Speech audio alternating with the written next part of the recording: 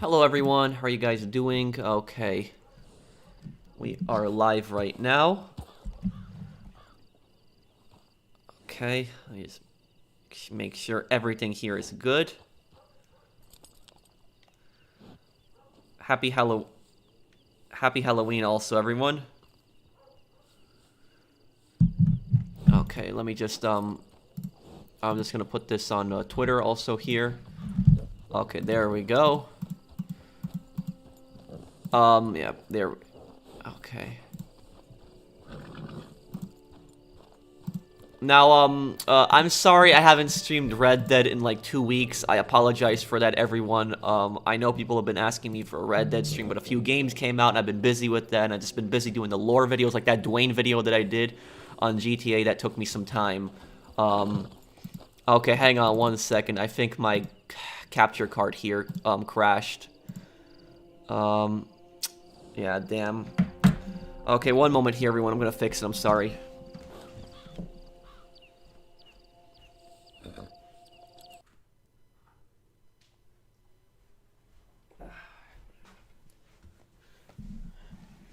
Okay, here we go. Okay, let's see here.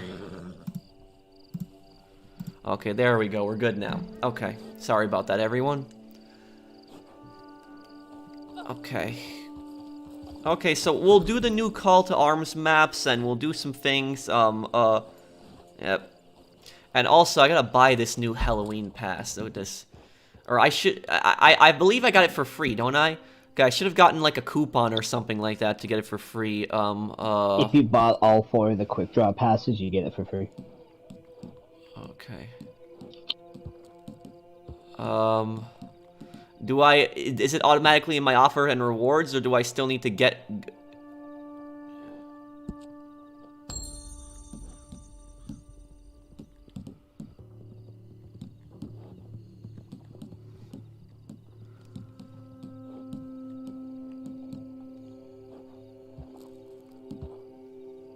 You bought all the quick draw clubs, and I still didn't get the Halloween pass for free, and Rockstar Support said I got it for free. I'll tell you this right now, Rockstar Support is garbage. I'm gonna tell you that right now. It literally is garbage. Rockstar, and I feel for you, dude. So it's just, Rockstar Support is just terrible. I'm just looking, see, I probably didn't even get the Halloween pass. I'm gonna check right now. Did Quick Draw Pass 4 expire? Or is it still going? Does anyone know? Chaz? No, it says the Halloween Pass 2 is going. I think the Quick Draw ended. The Quick Draw, because I'm pretty sure I bought Quick Draw Pass 4, didn't I? Because so I'm pretty sure I had it, so it's just... Quick Draw Pass 4 is over, though. It's on the Halloween Pass 2. Okay, but I'm pretty sure I had Quick Draw Pass 4, because didn't I just have, like, I just redeemed, like, a bonus before. I'm pretty sure I had it.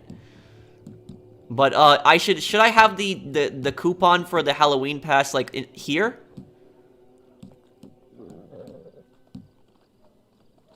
Not sure how you claim it for free, because I actually didn't even bother with, the last 3 passes.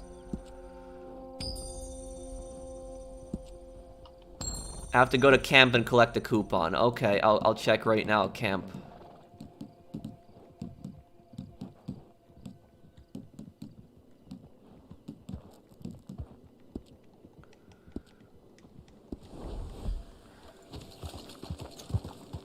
Let's go do this,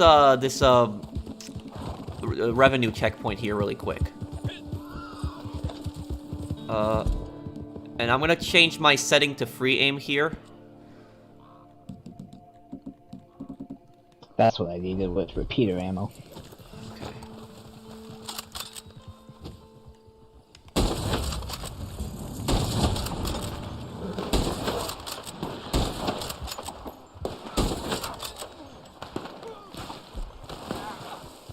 Thank you, Nicholas, for subscribing. Well, these guys are taking a lot of shots. Like, how are you not dead from that? All my shots are missing.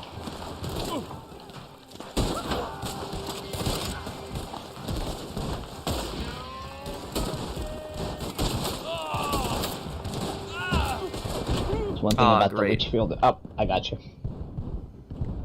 Thank you, Rapid, for subscribing. Thanks, man. I'm about dead. I'm down. Oh.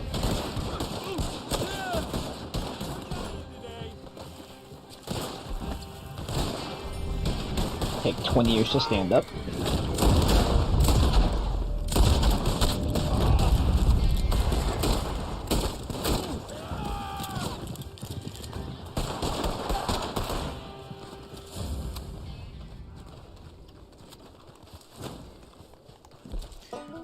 Yeah, my weapon did degrade a little bit, but still, it's a Carcano rifle. It's only like halfway degraded, but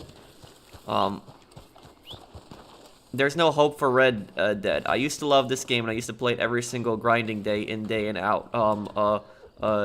Day in, day out. All for what? Rockstar doesn't care, neither do I. I don't blame you, Jaden. Rockstar has really screwed this game so badly.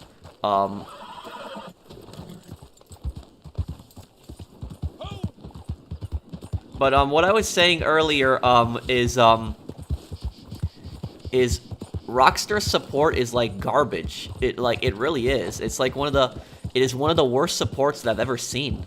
Like it's just so terrible. You'd think for like such a company that has like billions of dollars, you'd think that they'd have like top-notch support, but they don't. It's terrible. It's garbage. It really is. Thank you, Silver, for subscribing. I'm actually going through it right now. Let me just pull up the support ticket I'm going through right now.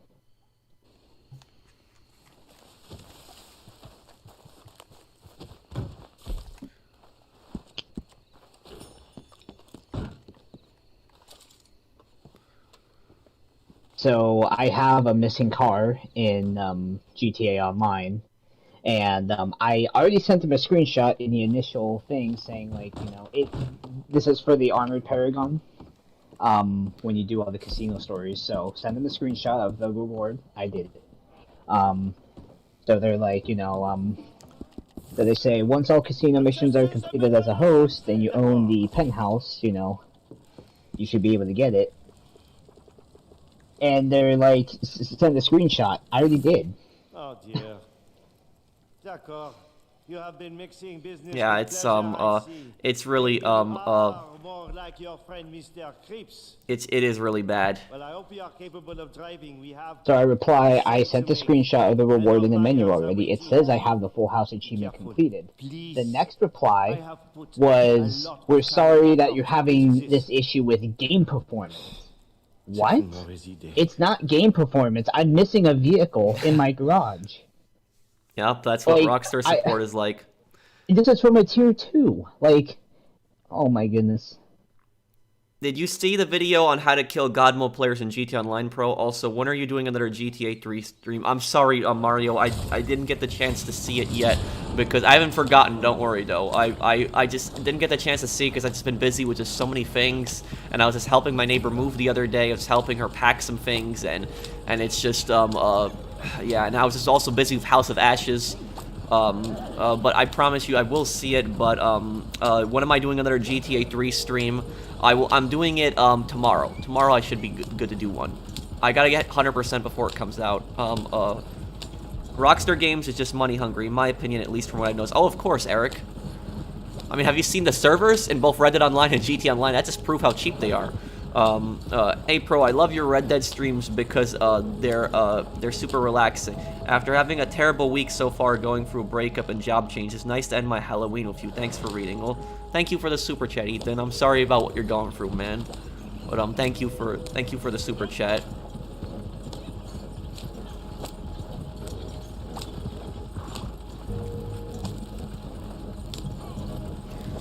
But what I was saying about Rockstar support earlier, Rockstar support is garbage. It really is. Like, Rockstar support is literally like, it's, like, I don't even know the words to really describe it. And no problem, Ethan. It's you know, if you guys want to know how dumb Rockstar support is, like a year and a half ago, probably even longer than that, there was a guy. Oh my God, these NPCs here.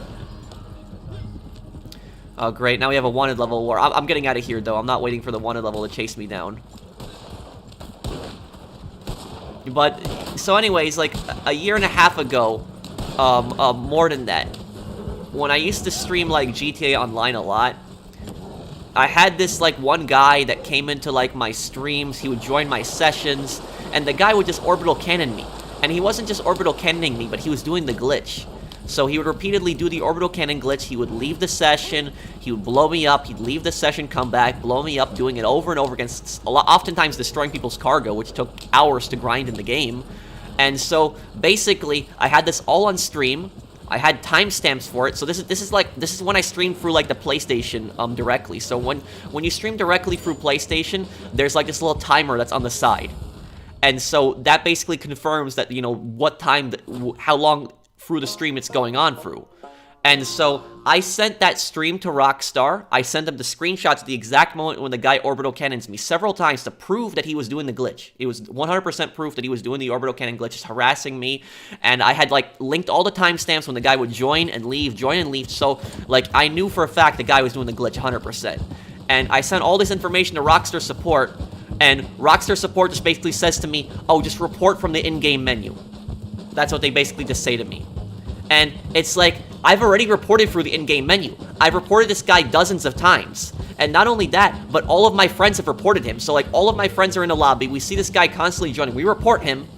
And then we even have the video proof. We send that to Rockstar. Nothing. The guy still keeps joining back and just keeps doing it. That's how garbage Rockstar support is. Honestly, if you sent Rockstar Games a clip of somebody clearly cheating, I feel like they still wouldn't ban that person. That's how, that is how garbage Rockstar support is.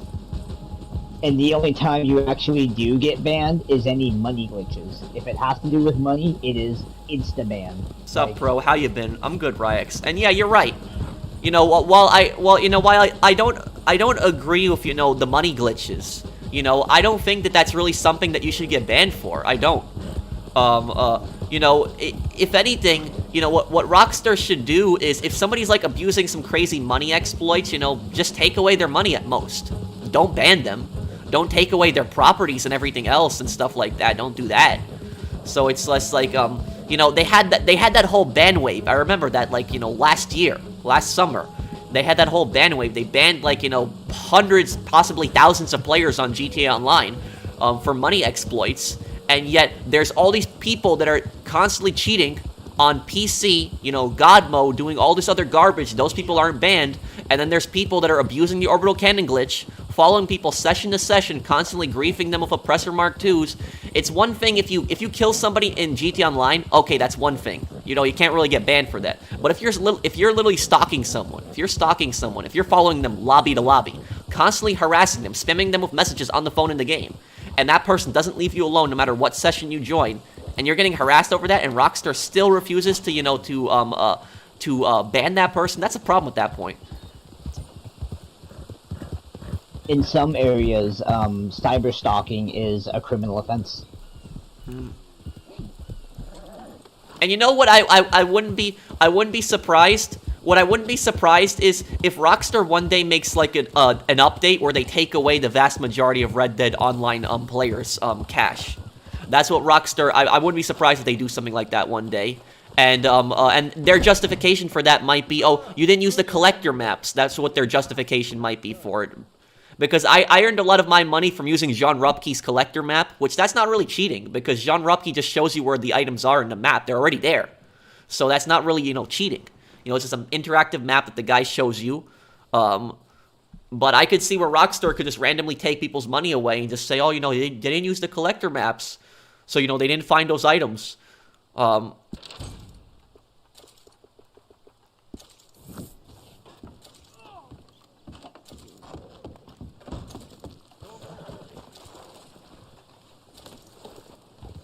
Capitale.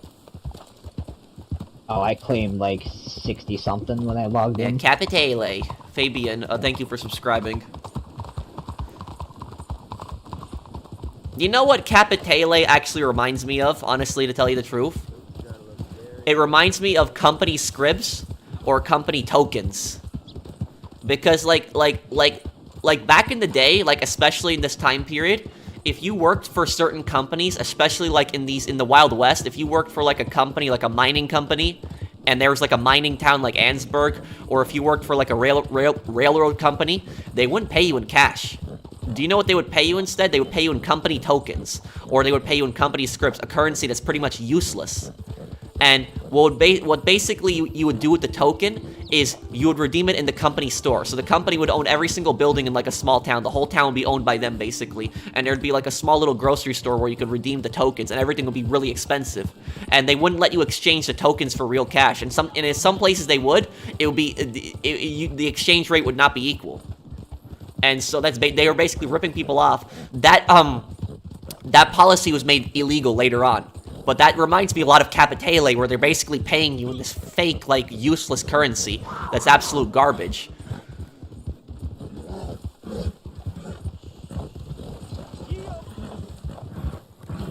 Okay, I'm gonna check my, benefits. I took everything from the post office. I hope I have this Halloween pass thing. Like, do you guys remember, I don't even remember. I'm pretty sure that I had Quick Draw Pass 4, but I'm not 100%. Does anyone remember if I had it? I'm pretty sure I did have it, because I remember I completed a bunch of the Quick Draw Passes. I didn't finish the last Quick Draw Pass, but I remember I bought one. Oh, Halloween Pass 2. Get the Halloween Pass 2 for free. Okay, there we go. So I did have it. Okay, good. Okay, let's see here. Benefits.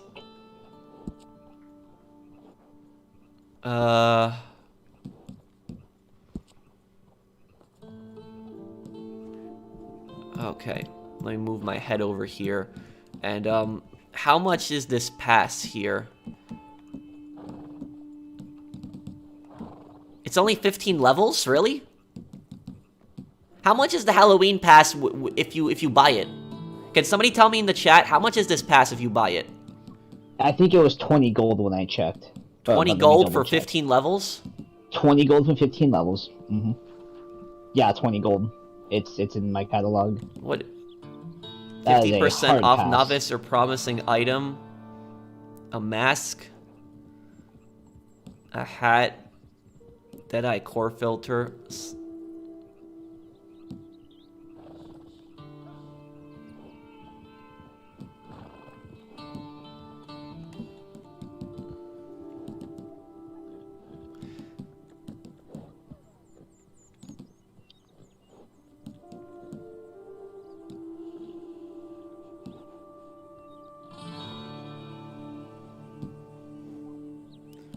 Is this like an actual melee weapon? Because the shears actually look interesting, but I'm not really that impressed by everything else. Okay, this mask looks okay, but it's... Butcher coat? Let me see this. I don't know if this is really worth 20 gold, though. It's not, in my opinion, because you don't get any gold back from what I'm seeing. Yeah. At least they gave it to people for free if you completed all the quick draw passes. But the thing is, though, is I'm reading comments of people saying that they completed the quick draw passes and they still didn't get it. So it's just I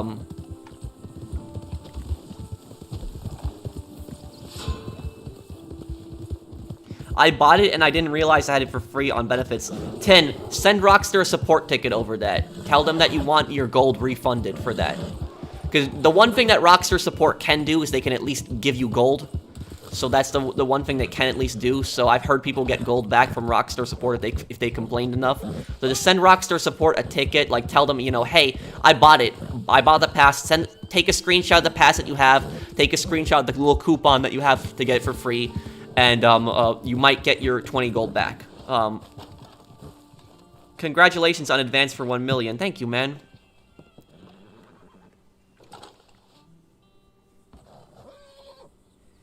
Yeah, I'm almost at 1 million subscribers. I'm really happy about that.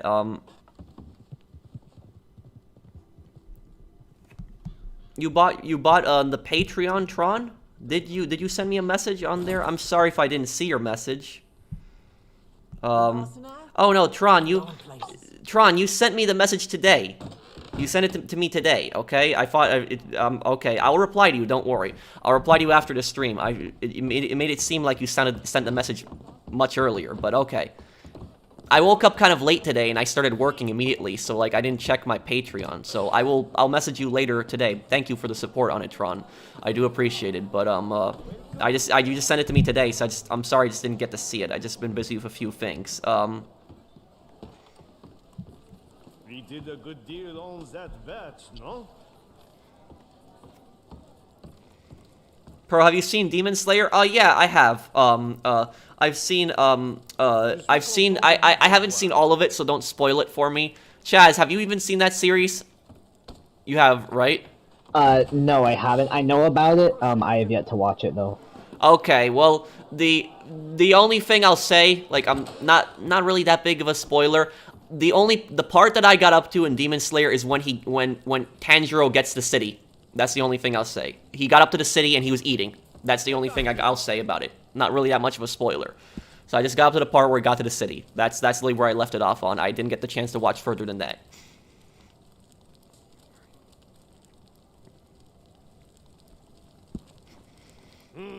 This will put airs on your face, I guess.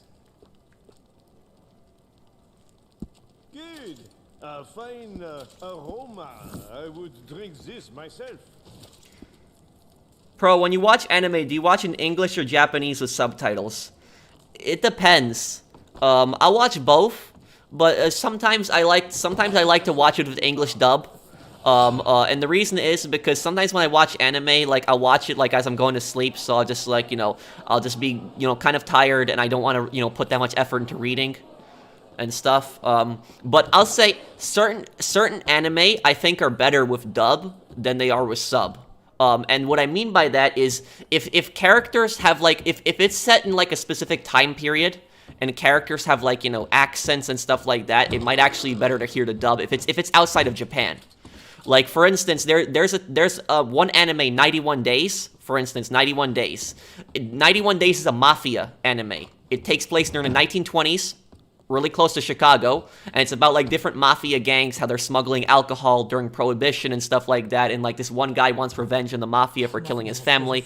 But anyways, the point that I'm getting at is the English dub, I think, is better than the sub, because the characters at the time period have, like, kind of like Chicago accents, and they have, like, the accents from that time period.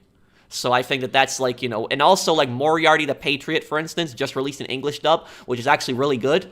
And Moriarty the Patriot, that takes place in Victorian era, Britain, with Sherlock Holmes, Professor Moriarty, Watson, all those characters. So I think it's better to watch that with an English dub, because you hear Sherlock Holmes's, British accent, his English accent. You hear all of the other characters' accents and stuff like that from the time period. So I think that's like that. In some cases, I think the dub is better than the sub. In some cases, depends on the show.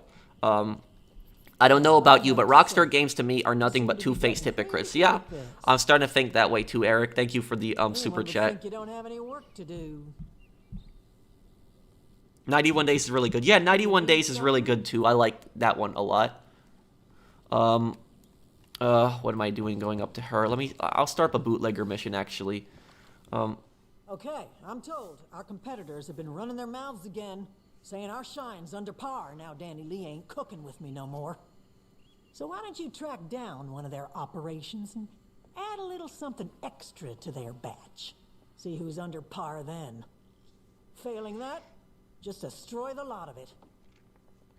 I can help you, Brandon. If you join my stream, I can help you, and I can help you tonight. I wanted to help you the other day, like when I streamed last time, I wanted to help you, but like when I messaged you, you went offline. So that was like I guess you were too tired or whatever, but I can help you. I was gonna say Brandon is in the session. He was kind of wandering around. Mm-hmm. What's my favorite town in Red Dead? By the way, I hope you hit 1 million subs. Thank you, Octopus. My favorite town in Red Dead, probably Valentine or Blackwater.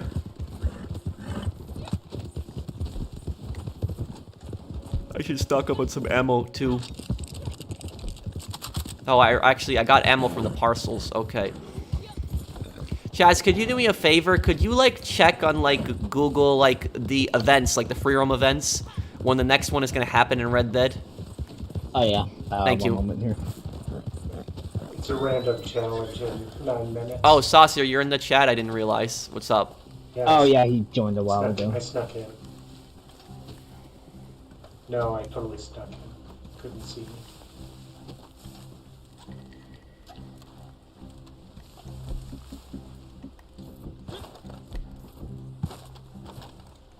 Oh, there's 3 stills to poison this time. Okay, hang on a second. I just killed one of them quietly.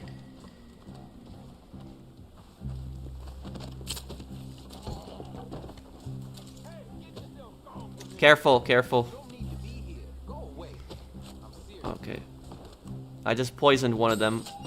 Oh, no, they got alerted. Telepathy, alright. I don't know what happened there.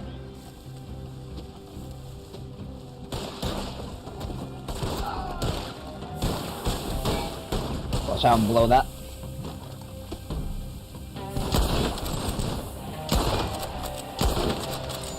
Alright.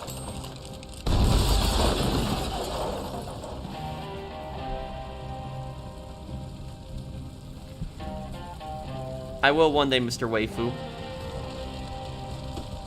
Do I watch Golden Kamuy in English dub or Japanese? I watch the English dub.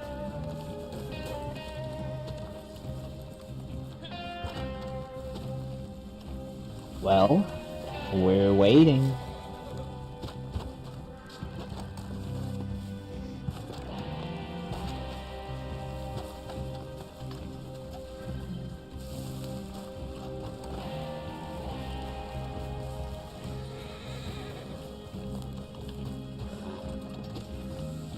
Thank you, Jay, for subscribing. Thank you, man.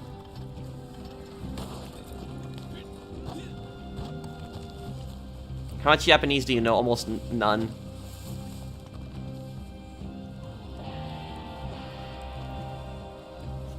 Do I like the Halloween pass? It's okay. You know, I'm not that impressed. Where is everyone? I don't know. It looks like the mission glitched out.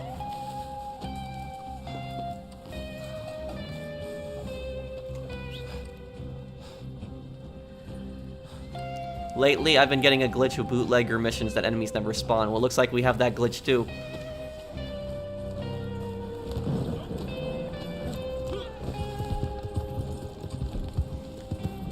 Oh, this kind of sucks. And Saucer, when did you say the next free mode event was up? 6 minutes. What is it? 6 minutes, but if you want to do it, you should just go to, join one of your friends, and we'll all get yanked along with you to a different lobby, and then you'll be able to join the event. Okay, but but you won't be able to join it while this mission is. what will the mission type be for the free mode event? Well, it's random, so there's a chance it could be like fishing, but it's most likely a gun-specific showdown kind of event, like with a revolver or a rifle or something like that. Okay. Hi, Bjelki, how long you going for? I'm gonna probably stream for 2 hours. Thank you for the super chat.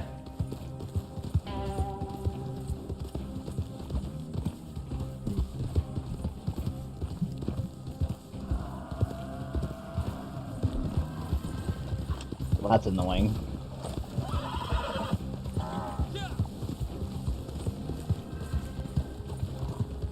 Okay, I just don't know if I have a friend right now that I can join. I might just wait for 2 minutes for this thing to expire. It might actually pass, because since we're... Yeah, good point. It's possible. Have you heard any report of anything's being censored in the GTA remasters? Thank you, Mario, for the super chat. The only thing I heard about was the flag on Phil Cassidy's shirt. That was the only thing that I heard about it. I didn't really hear anything else. Thank you for the super chat, Mario.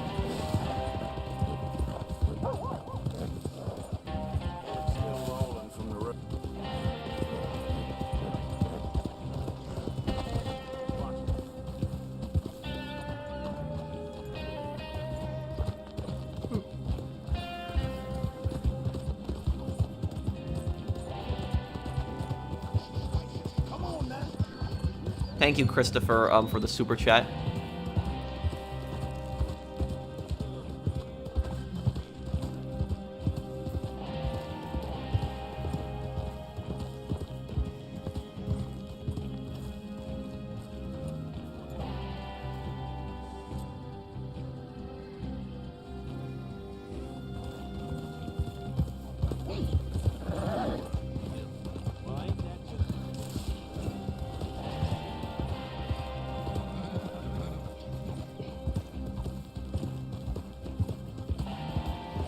Okay, I guess we'll wait a minute out for this thing to expire. What's wrong with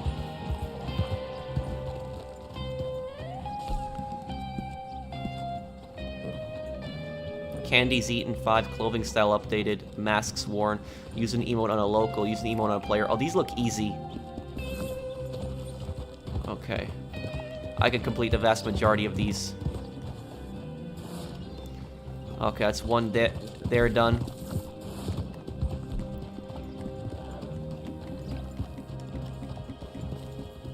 Candies.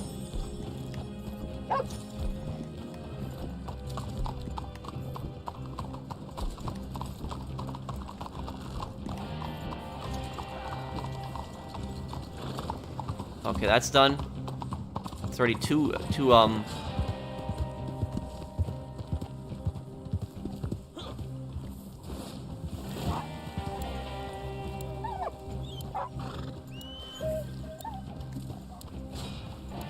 use an emote on a player. Okay, there we go, that's done.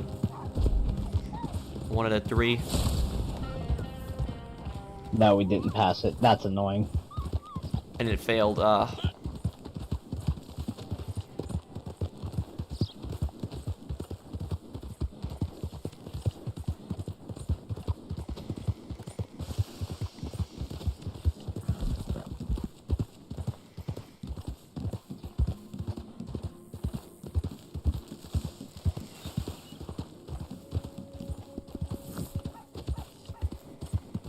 Sniper Elite 4. I'll do it one day, Renee. I'm just waiting for them to announce Sniper Elite 5.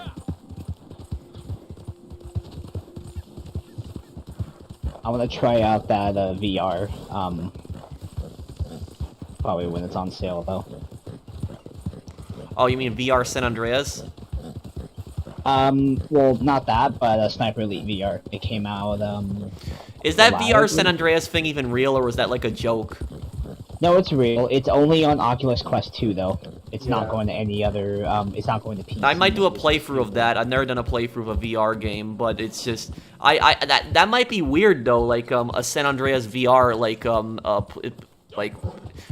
are the cutscenes gonna be in VR too? Like, are you gonna see the cutscenes in VR, or is that gonna be like Well, just like, or is it just well, the before gameplay? you do you have an Oculus Quest 2? Because it's only going to be on that. No, it's not but going to be on PlayStation VR. I'll consider getting it. I'll consider getting it just to do the playthrough of that on Okay. that. But like I'll say. It's pretty cheap though. I mean, I'll say though, like imagine some of the VR stuff. Like imagine this, like the scene where Catalina, like the Catalina CJ scenes. Like imagine that in VR.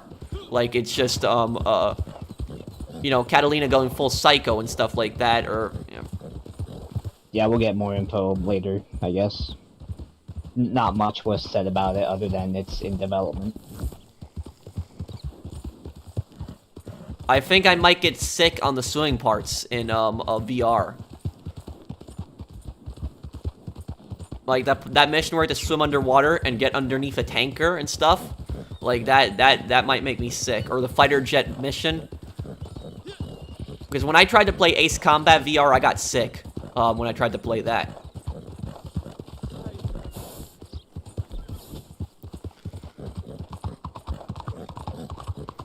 Lake fishing challenge, okay. Is everyone okay with doing the fishing challenge? Sure. Of course. Okay. We know it's one of your favorites. Okay.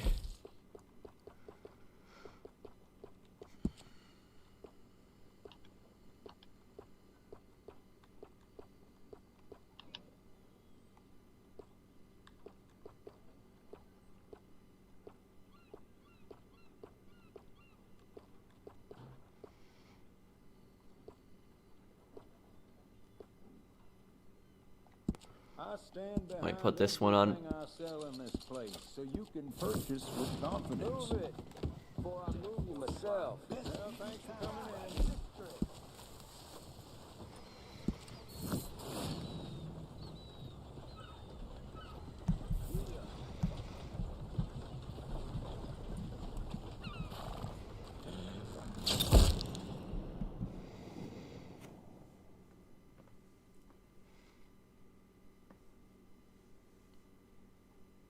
If you invite me to your party, then when you do a Generation Zero stream, then you won't invite me. What do you mean, Brandon?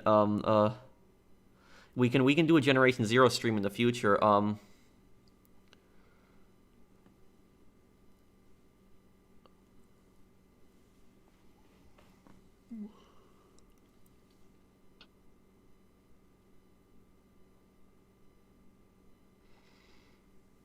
What movie is GTA San Andreas based on? The gang section part of San Andreas, the one with, like, in Los Santos, that's based on Boys in the Hood.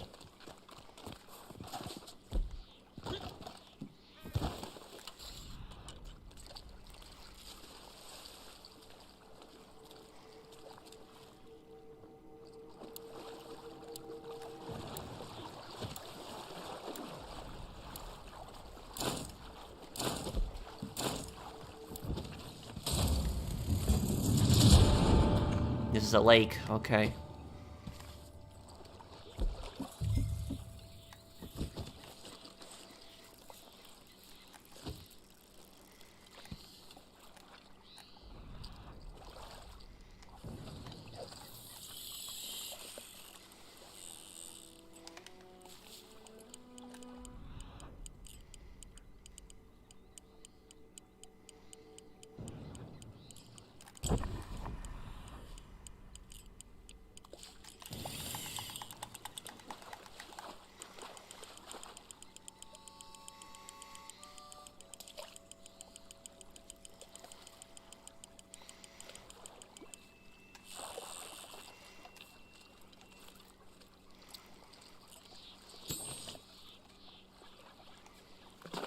Okay, I'm in the lead.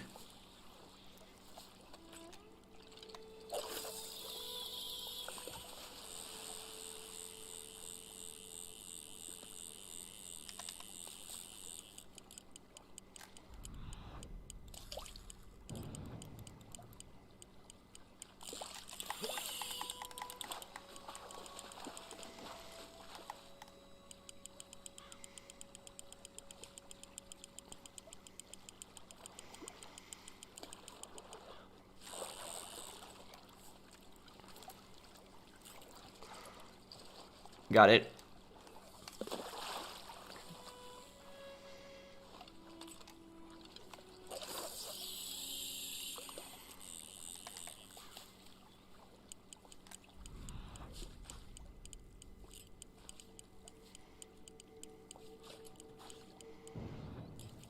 Do you think there will be a PS5 upgrade for Red Dead? I don't know.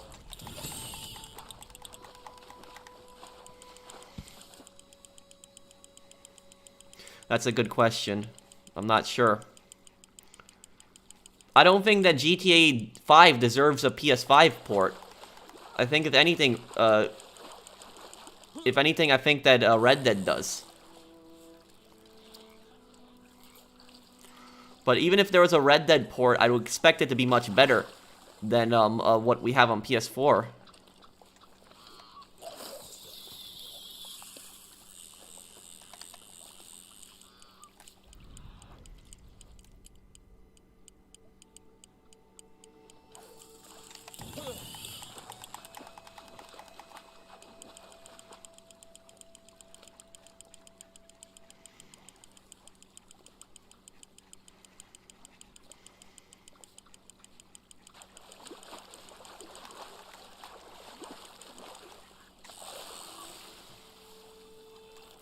GTA is 8 years old. It needs a port. It needs a new game.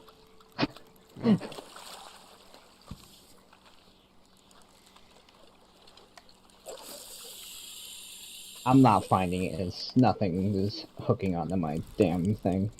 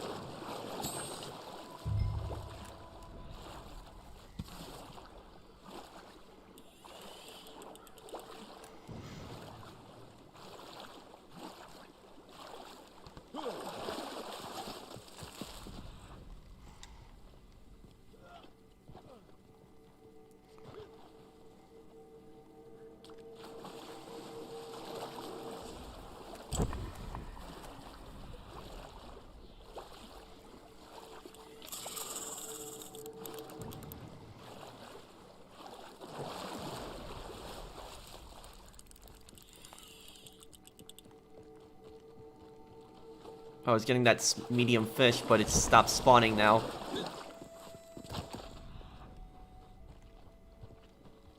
Finally got a hook. Oh, looks like something big over there.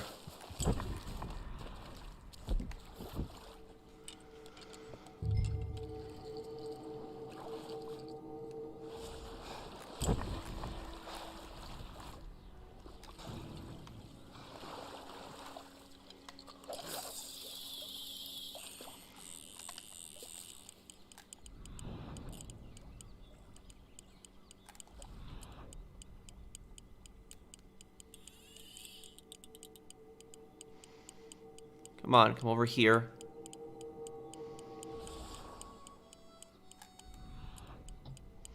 Come on. That's it.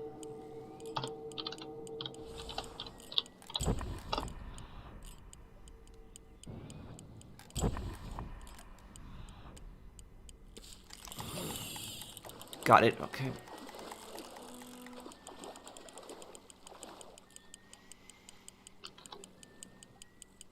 Okay, this is gonna be a little hard with this one.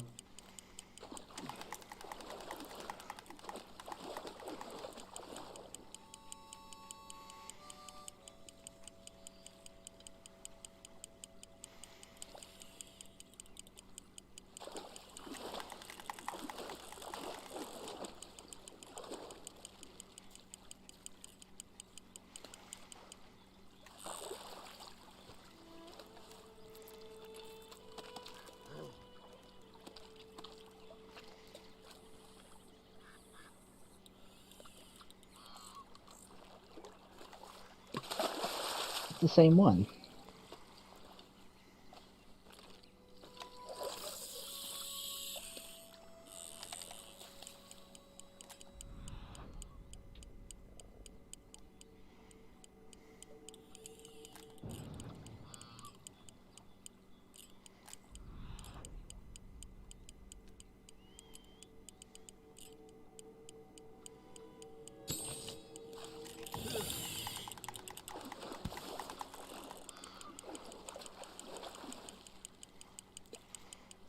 Okay, I think I got this.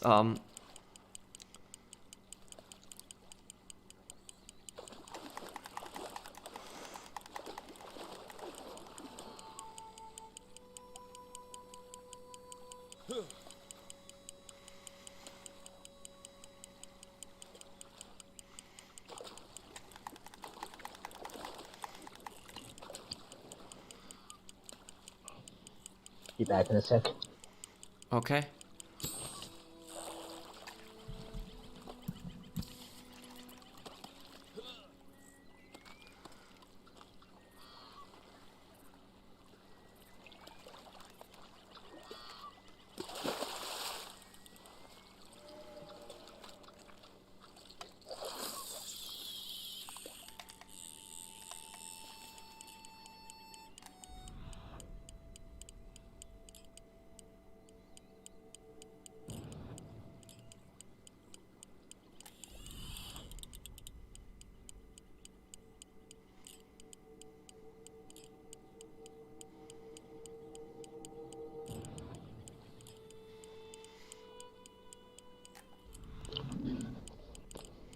Yeah. Come on.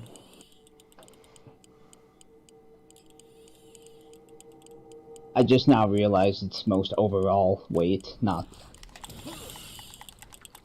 Yep.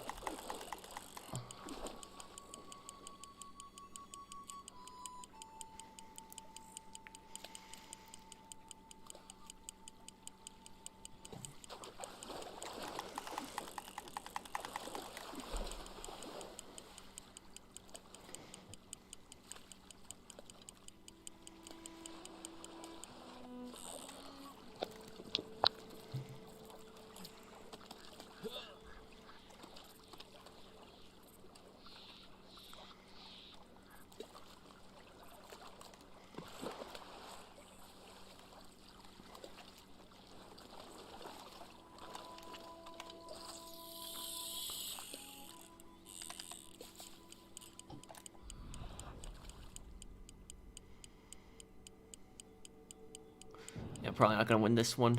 Close though.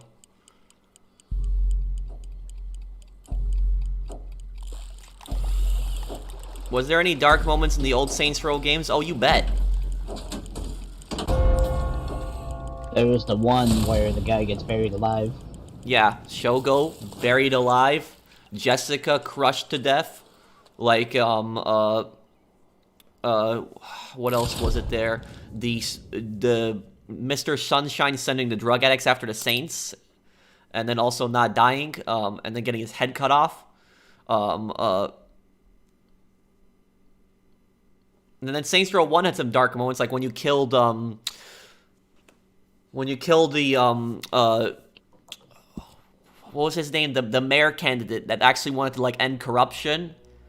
You killed him. There was also the scene in which Tanya betrays Warren. The Lynn scene in Saints Row. I haven't gotten up to that yet, so I don't want to spoil it. But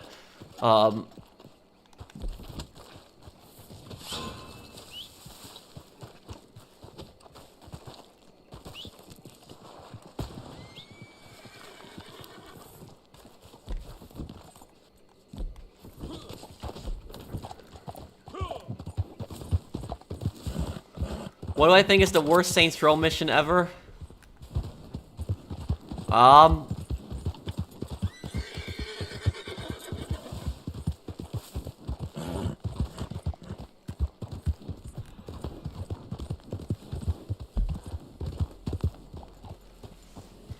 don't know. I'd probably have to be something in Saints Row 3 and 4, because Saints Row 3 and 4 I didn't enjoy as much.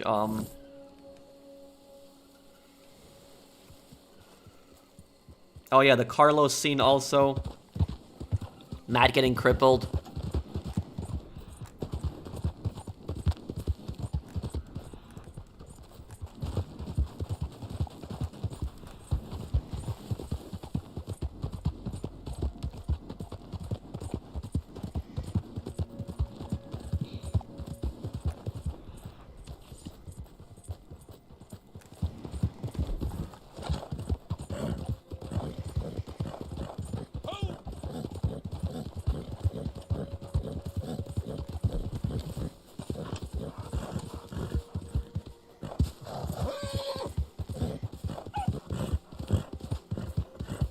I don't know, gaming. I don't know what the event could be next. No, I actually like that mission, tough guy.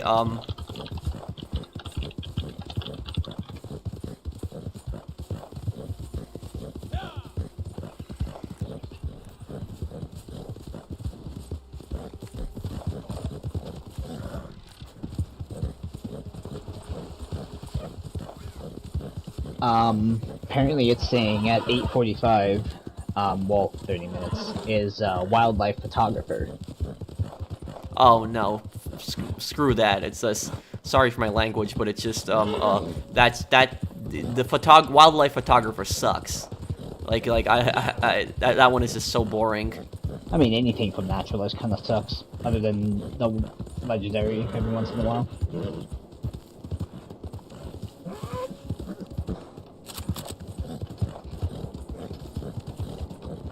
The next role event is animal tagging in 6 minutes. Also, I think another dark moment in Saints Row in Saints Row 2 was probably when Ultor was planning on when they were planning on purchasing Shivington. Now, the thing is though, what a lot of people don't realize is that Ultor is very much an evil corporation in Saints Row 2. Because they have the laboratory things, the pyramid, but the thing about Ultor is what they did to Saints Row, for instance. Now, some people might look at Saints Row and they might say that that was a success, what Ultor did. But basically, what Ultor did to Saints Row is all of the original people that lived in Saints Row, none of those people live in Saints Row 2. All those people are, upper middle class, some rich people that have moved into a Saints Row. Basically, what a corporation like Ultor does is they buy up all the land in that area, and since most of the people in that area are renting, they increase the rent prices. That a lot of the poor people in the neighborhoods can't afford it. And so basically a lot of the poor people, they get thrown out because they can't afford the massive rent increases that a corporation like Ultor does. And so they basically just take over the area, and they basically evict a bunch of people from their homes. So that's exactly what Ultor is doing in Saints Row 2. So Ultor is a really scummy corporation.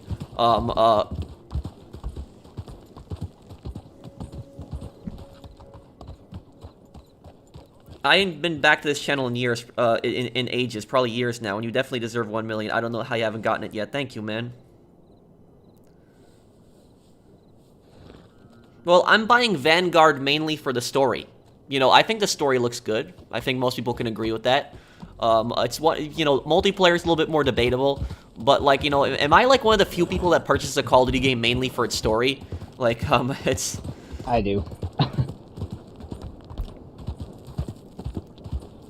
And I know you're not into zombies, but I'm interested in this one. Activision is claiming it's the best World War II game ever made. I don't know about that.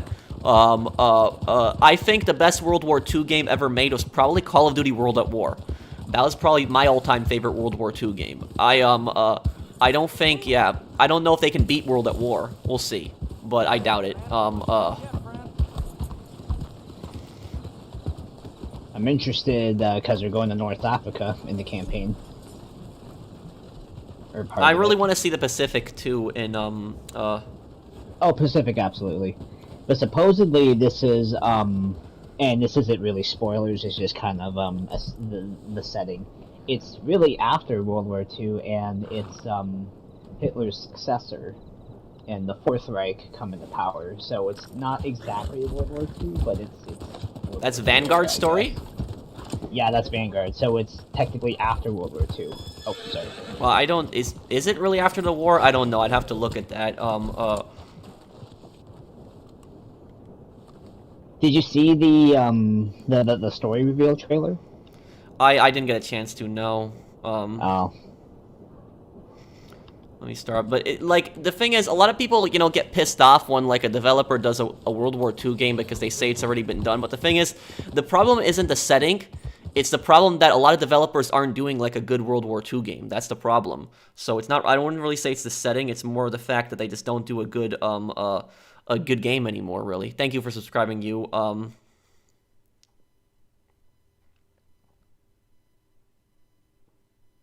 Only the true ones played Call of Duty from Call of Duty 4 to Ghosts when Call of Duty was at its golden ages. What about the people that played before Call of Duty 4? I played since Call of Duty 1. I played all the old games. And I really don't like about what I don't like about the fan base on oh, hello, I'm a new subscriber. Well, thank you, Jordan. But what I don't like about the Call of Duty fan base is that some of them can just be really nasty and arrogant. And for example, a lot of the Call of Duty players there today, a huge majority of them, they are not they did not start on the old Call of Duties. They didn't start with Call of Duty 4 and stuff like that, or even before that. They didn't play the World War II Call of Duties before it got popular with the modern setting. They started maybe 2015, 2016, Black Ops 2, maybe as far as 2012 Black Ops 2, but they didn't play the old ones. And so the problem with that is that a lot of these like kids and like teenagers, they act like they're experts on the Call of Duty series. They act like they know everything about the Call of Duty series when they've never even played the old ones, ever. And so basically, I remember a lot of these Call of Duty games when they were, you know, when these games were out. I remember like the old ones when they were popular and stuff like that. And I really don't like it how I have like, you know, these kids and these teenagers try to basically, they try to school me and tell me like, oh, this is how a Call of Duty game should be. You don't know what you're talking about and like stuff like when they haven't even played the old games. So it's like, you know, I have that attitude like towards them. I remember when Modern Warfare was coming out, and like in 2019, and you had all these kids that were basically just complaining, and they were saying, oh, it's not fast-paced enough. That's what a lot of these kids were complaining. It's too modern. It should be futuristic. You should be able to run on walls. This game sucks. Like I saw comments like that. Like it's like I saw one comment that really pissed me off, where one person's like, this isn't what a Call of Duty game should be. Call of Duty should be set in the futuristic time period, not in a modern setting. And I'm like, are you kidding me right now? They've had games set in the modern setting before. Call of Duty is not a futuristic game. It's just that they've been spamming futuristic games lately. So it's like this. The problem is a lot of these kids, they think that they know Call of Duty better than the people that have played Call of Duty since the originals. Also, they say it's too slow paced, not fast paced enough. Yeah, Yet every game I see sliding, drop shotting, MP5, no stock users like all the time. Yeah, and that doesn't make it fun. Like I don't want a game to be like super slow paced, but I don't want a game to be super fast paced either. I think it should be somewhere in between. Like it's I think that's when you get the most enjoyable experience possible. And the older Call of Duty games, they were always fast paced too, but they weren't as fast paced as they are now. Like I think that Black Ops 2 and Call of Duty Ghost are what really started that like really fast paced action. Because I remember Modern Warfare 1 and 2. Like Modern Warfare 1 and 2 were fast paced, but they were nowhere. Oh, what just happened? They were nowhere near as fast paced as the other games. They weren't.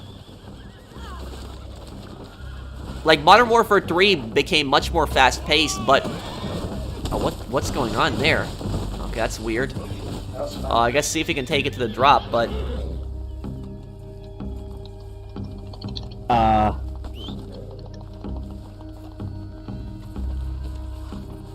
what's going on?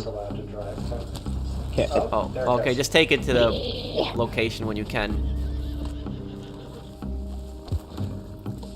No, Ghost was really fast-paced. If you compare, like, Call of Duty Ghost to, like, Modern Warfare, for instance, the Modern Warfare 1, like, Ghost was much more fast-paced than that.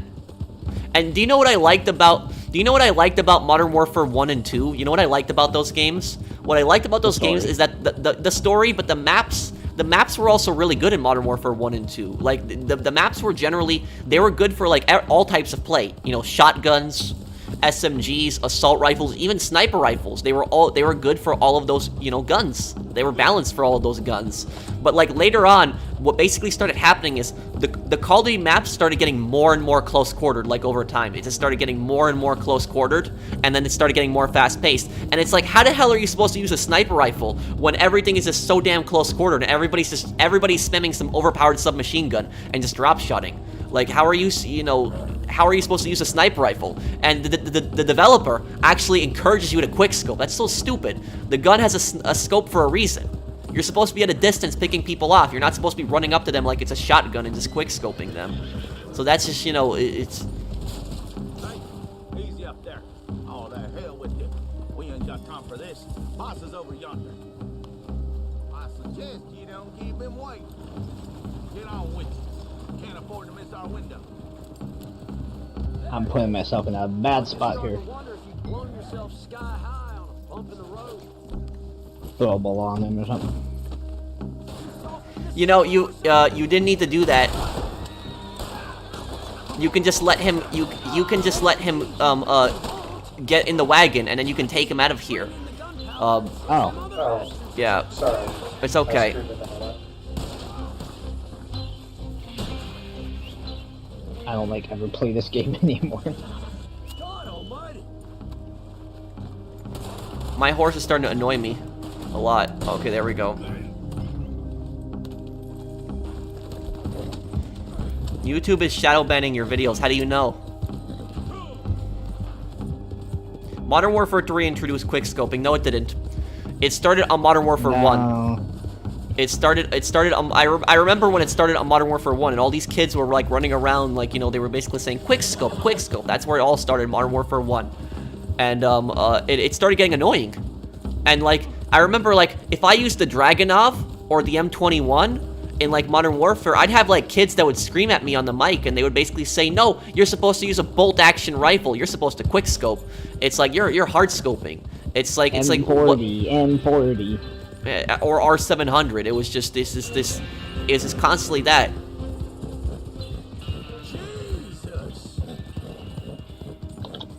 I even had like a kid once tell me that bolt action rifles are better than semi-automatic rifles. I'm like no. It really, you know, this kid was saying that bolt action rifles are more powerful than semi-autos. You know, a lot of bolt action rifles, they have a little bit more muzzle velocity than yes like and no. They have a little bit more muzzle velocity than like a semi-automatic, but it doesn't mean that they're more powerful. Well, muzzle, it all depends on the number of things, you know, there's the barrel, you know, the caliber, the load, as well, like how much powder's behind it, stuff like that. Just because you actuate it differently doesn't mean it's more or less powerful. Exactly, and it's just a firing mechanism. You know, semi-automatic, with each pull of the trigger, another bullet comes out. Bolt action, you have to cycle the bolt, it ejects the casing, and loads the next bullet in.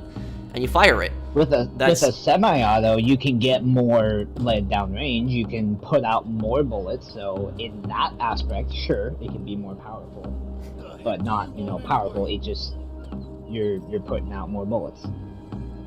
And you know, whenever I meet like these sniping gods on like, you know, Modern Warfare, you know, what I always tell them is I'd like to see you play Sniper Elite 4 on authentic difficulty. You know, try playing Sniper Elite 4 on authentic difficulty and then get back to me and tell me that you're a master sniper afterwards. That's what I generally always tell them. Has anybody here played Sniper Elite 4 on authentic difficulty? I'm sure somebody has in the comments. But I'll tell you though, these like sniping gods on Modern Warfare, there's no way in hell they would be able to handle like Sniper Elite 4 on authentic difficulty. No way. Absolutely not. Watch them add the Mark II to Call of Duty.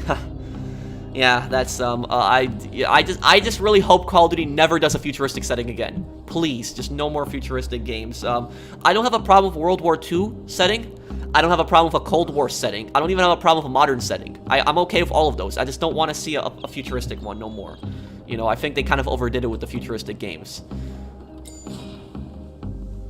You know, technically there is a Mark II in Modern Warfare 19. There's that lever action. It's the Mark II carbine. Who is the smartest gang boss in Saints Row and the dumbest gang boss? When you say Saints Row, I'm assuming you mean the first one. The smartest gang boss in Saints Row 1 is obviously Ben King. Because he tried to legitimize his gang as much as possible. He had connections to City Hall. He had connections to politicians, the chief of police on his payroll. He didn't want to get involved in drugs. He didn't want to get involved in kidnappings. He would always try to do business first and then violence second. So Ben King, I would say, is the smartest gang boss. Thank you, Mr. Frog, for the super chat. Stupidest gang boss in Saints Row? Probably Angelo. You know, Angelo in the Carnales.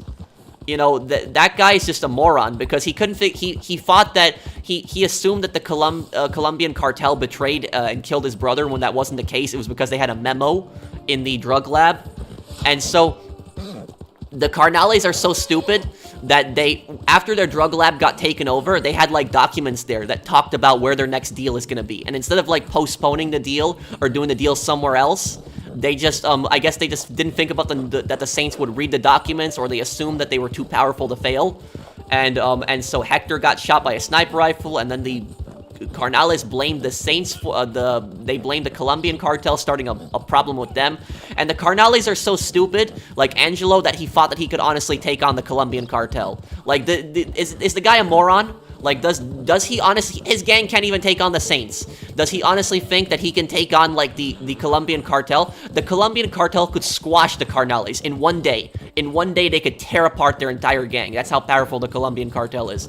The Colombian cartel, I would say, it would almost be as equally as powerful as the Sicilian Mafia. So there's no way in hell that the Carnales think, they're so stupid they think they can take on the Colombian cartel. Dumb. And then there's also the thing that's seen in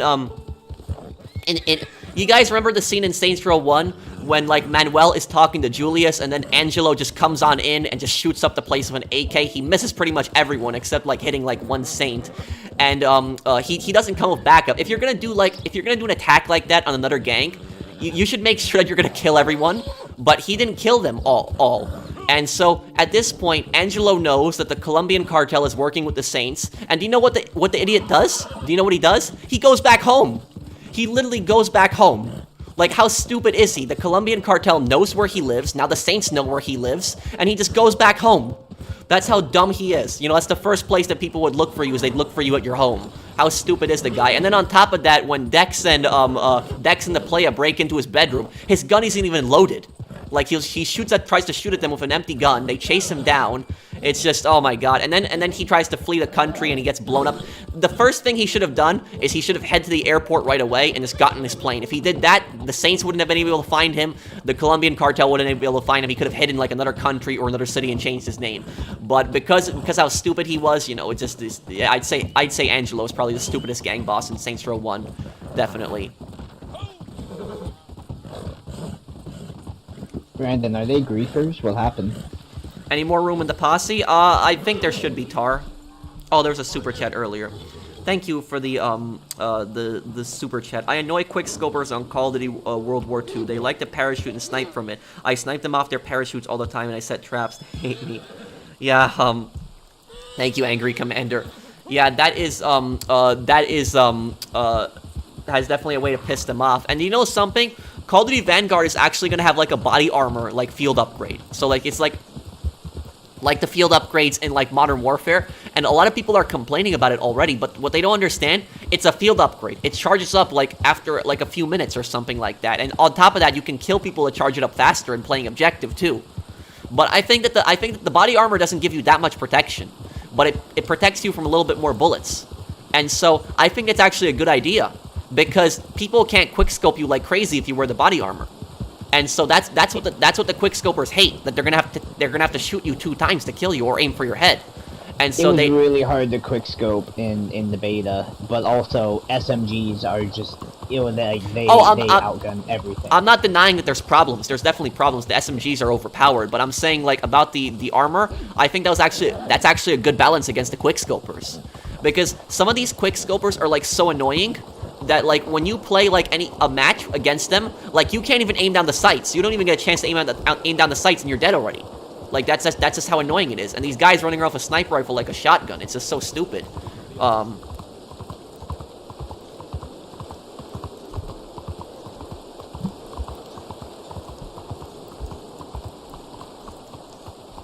Let me try to open up the posse, because some people want to join.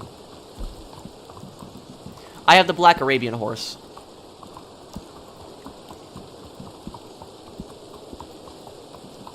My friend has had 589 trick-or-treaters come to his house already.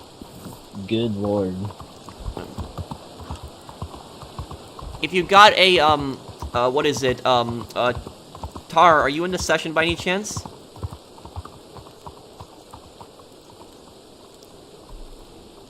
Nobody wants to be stand killed. That's not fun. I agree.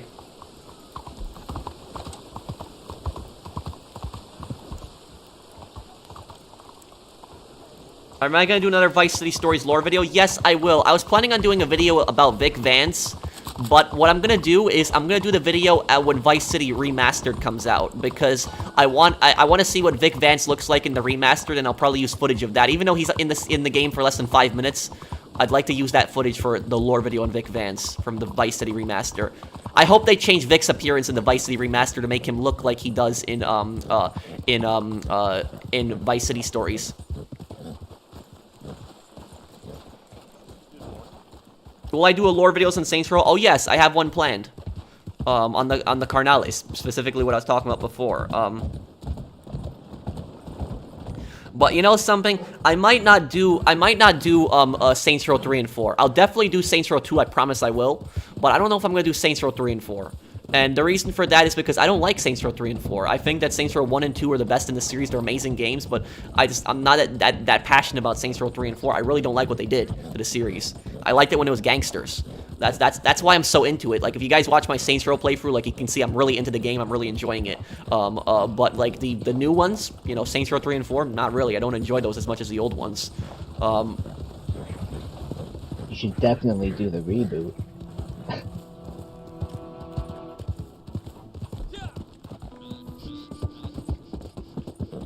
Do you think Saints Row will ever go back to its roots? No. No, I don't. I think they had their last chance with this reboot that's coming out now, and I don't think they're ever going to now at this rate. They had a chance this time to really go back to its roots, and they didn't. And didn't the developer of Saints Row say that, like, we like the tones of the other games, but we want to change things up or something like that? Like, it's just like then you don't respect Saints Row.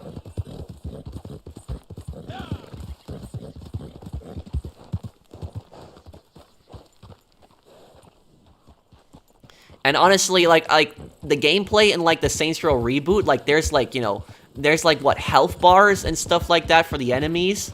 And like the thing is, sometimes I don't mind health bars in certain games. Like, you know, in Zombies and Cold War, for instance, I don't mind the health bars because at least you got an idea of when you're about to kill the boss.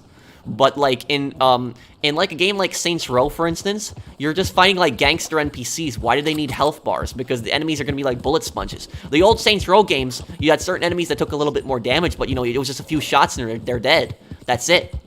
So like it's.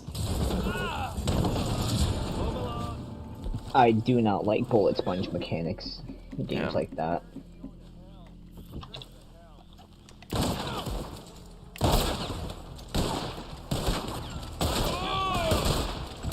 Ah.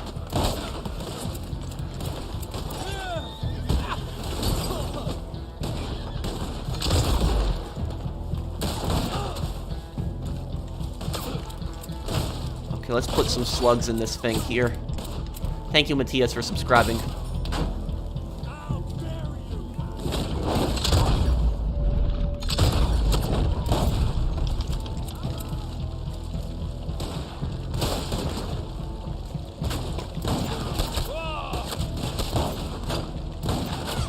A lot of people forget that shotguns have slugs.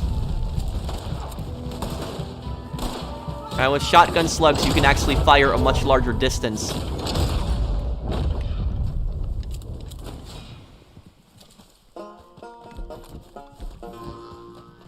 Okay, what rank am I already with the pass? Let's see. Already rank 4, so I'm almost like a third done with it, basically.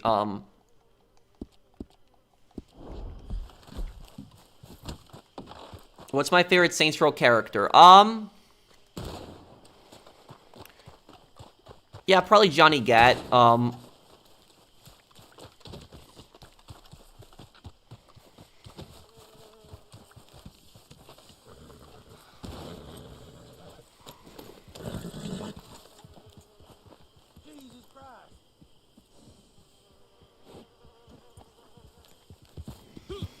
Least favorite character in the Saints Row series? Zinyak. Zinyak, or maybe even the boss. Like, it's weird because the boss is like... The boss was cool in Saints Row 1 and 2. But I didn't like him in Saints Row 4. You know, the boss was actually... You know, don't you guys think that the boss was actually a pretty scary character in Saints Row 2? Like, I thought he was actually a pretty intimidating, scary guy. But like in Saints Row 4, I can't take it seriously that this is the same guy. Like in Saints Row 4, he's like a joke. He's not scary at all.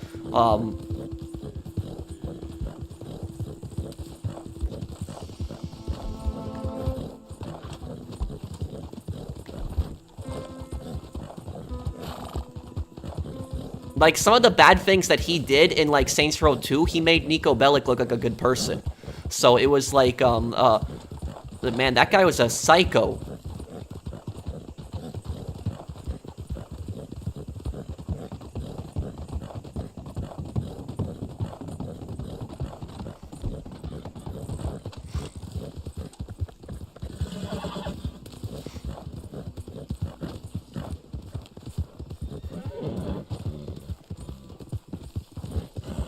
And didn't the developers say that like part of like the Saints Row reboot? They said that they are going to what was it?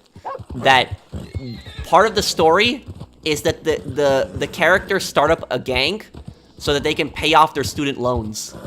Tarot card over here, by the way. Oh, I already have them all, but thank you. So they're starting up a gang so they can pay off their student loans. Like that's actually a real thing, like in the game, like.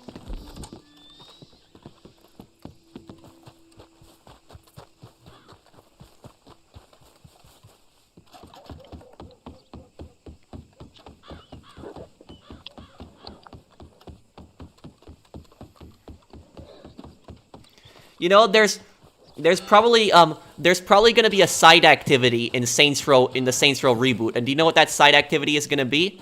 That side activity is probably gonna be the hipster side activity, and do you know what the hipster side activity you're gonna do? You're probably gonna go to class at your college in Saints Row. You're probably gonna be late for class. You're probably gonna sit in class, and you're gonna browse stuff on your phone, not even listen to the professor, and then afterwards you're gonna make a stupid excuse to leave class early, and then what you're gonna do is you're gonna go to Starbucks. And you're going to hang out with your friends and talk about annoying celebrities. And that's probably going to be an activity in the Saints Row reboot. I should say, fine work on that. I think the mayhem activities are going to be how many people you can cancel on Twitter at a time.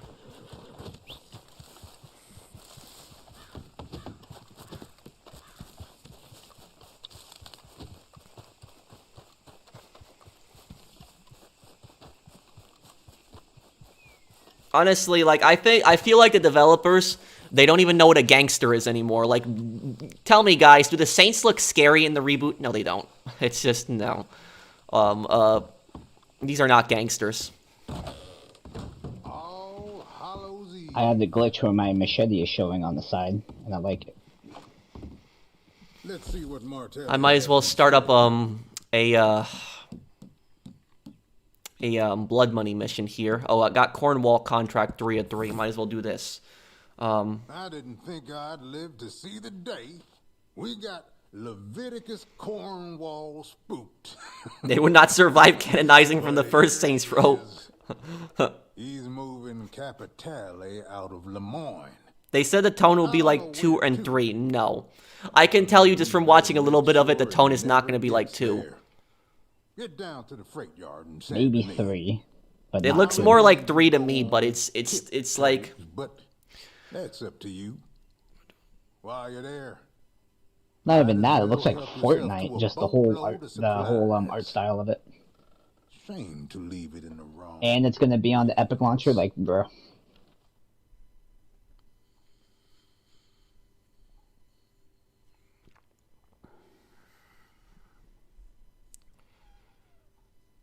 What Saints Row game do I hate the most? You can only choose one. The game that I hate the most, Saints Row 4. Easy. I think all the Saints Rows are unrealistic. Sure, they're all really unrealistic. Saints Row 1 and 2 are definitely... Saints Row 1 and 2 definitely aren't as realistic as, like, GTA 4, for instance. But the thing is, Saints Row 1 and 2 are still, like, believable, realistic storylines in a way. Even though, you know, they're kind of crazy with the action, but they're still, you know, very much a gang storyline, very much a serious storyline, very much dark moments in the game, and pretty good, you know, generally. You know, San Andreas is really unrealistic, but San Andreas had a pretty good storyline as well. San Andreas is very serious as well. So it's like, but Saints Row 3 and 4, the stories aren't serious at all.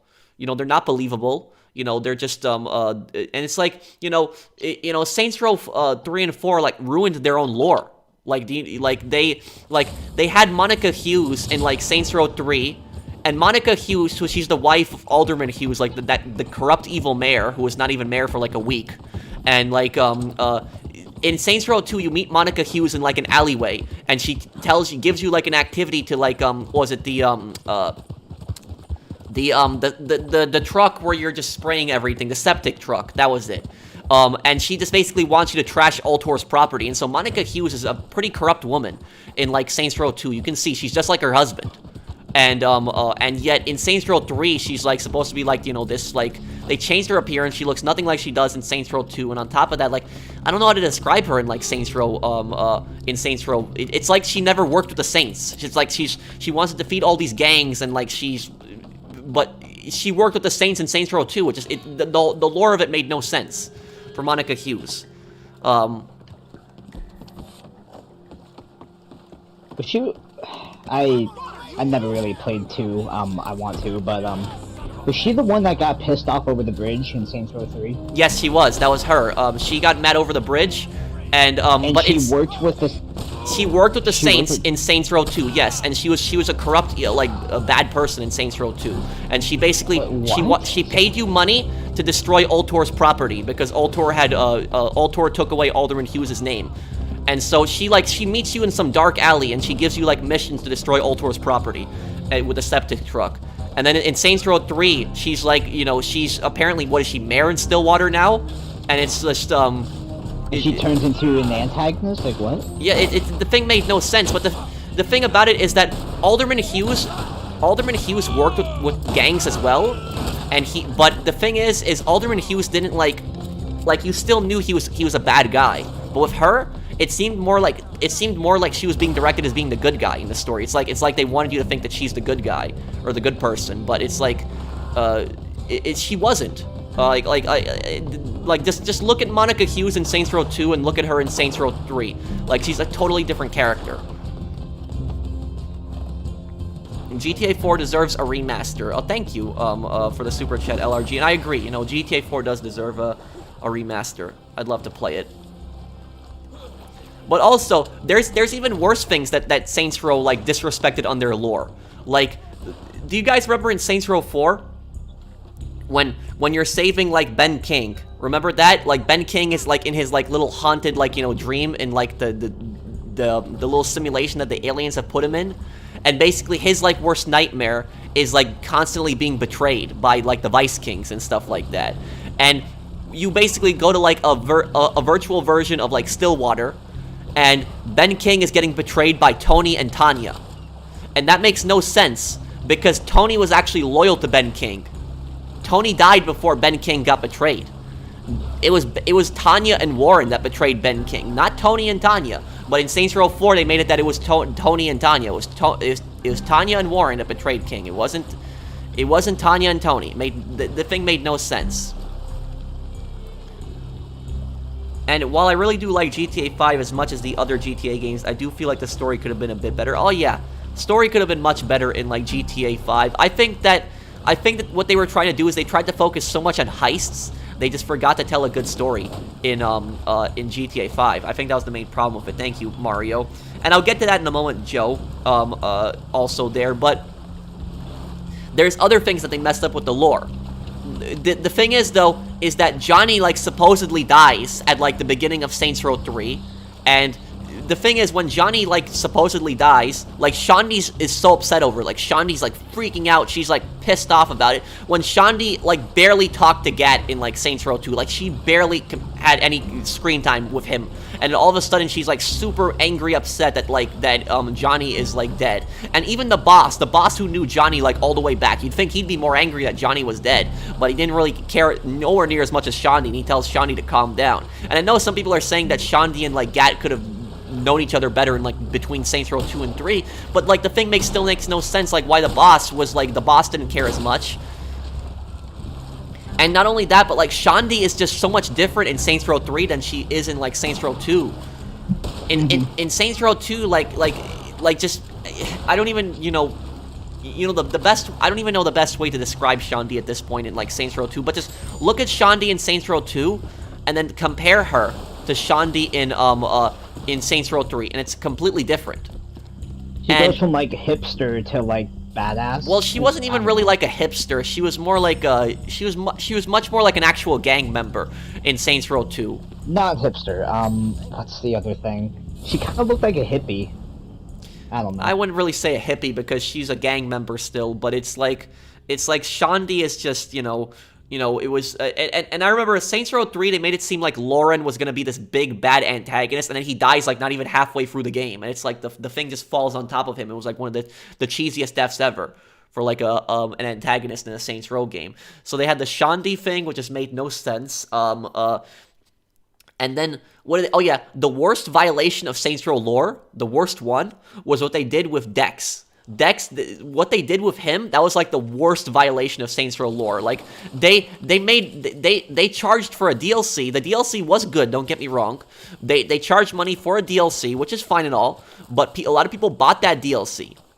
And what happened is the DLC continues the storyline from the secret mission, because there was actually a secret mission that you can unlock if you go to the police station and you find like Dex's phone number, where Dex tells you where Julius will be. You go to the church and instead Dex like betrays you, and Julius, you know what happens to him, and then Dex tries to skip town. So basically he sends like a bunch of Masako to kill you at the industrial plant when you help like Eric Griffin, and then at the very end, in the final mission, he escapes. He boards like a plane, he just flies away, he escapes from Stillwater, and basically you kill all of the close people of Dex as like payback. And what ends up happening is the boss like says in the final cutscene, he tells Eric Griffin, he's like, I'm gonna go to whatever city Dex is and I'm gonna find him. And it makes it seem like Dex is gonna appear in Saints Row 3 based on that, but he doesn't. He does not make any kind of appearance in Saints Row 3, and then in Saints Row 4, he doesn't make an appearance until the DLC. The DLC with like Gat Out of Hell, and basically it's just called like the revenge activity, where you're just basically chasing like the ghost of Dex through like hell constantly. The whole thing was just so stupid. Like it's just like they never did justice to that character. Like it was like he was a friend in Saints Row 1. He became an antagonist in Saints Row 2. He should have been an antagonist in Saints Row 3. But like what they did to him, like that was stupid. Like that was the Dex thing was like the worst thing Volition did, like to a character. They had like no respect for the original version of Dex in Saints Row 1 and 2. That was just, man.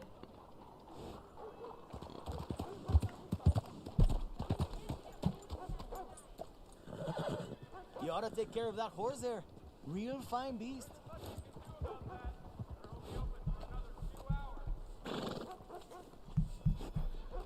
I was talking about GTA 5 story earlier. I don't know what you're talking about. I was one person that had their comment that it wasn't shown, but he's basically getting pissed off that I said that GTA.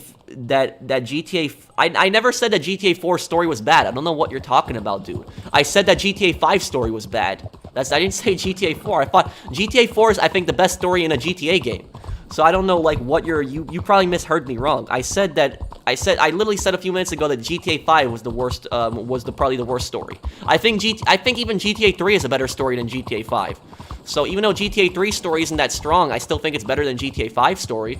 So it's just, I don't think that, you know, and even with GTA 5 story, GTA 5 wasn't a terrible story, but it wasn't a good GTA story. That's just what I'll say about it. It was just...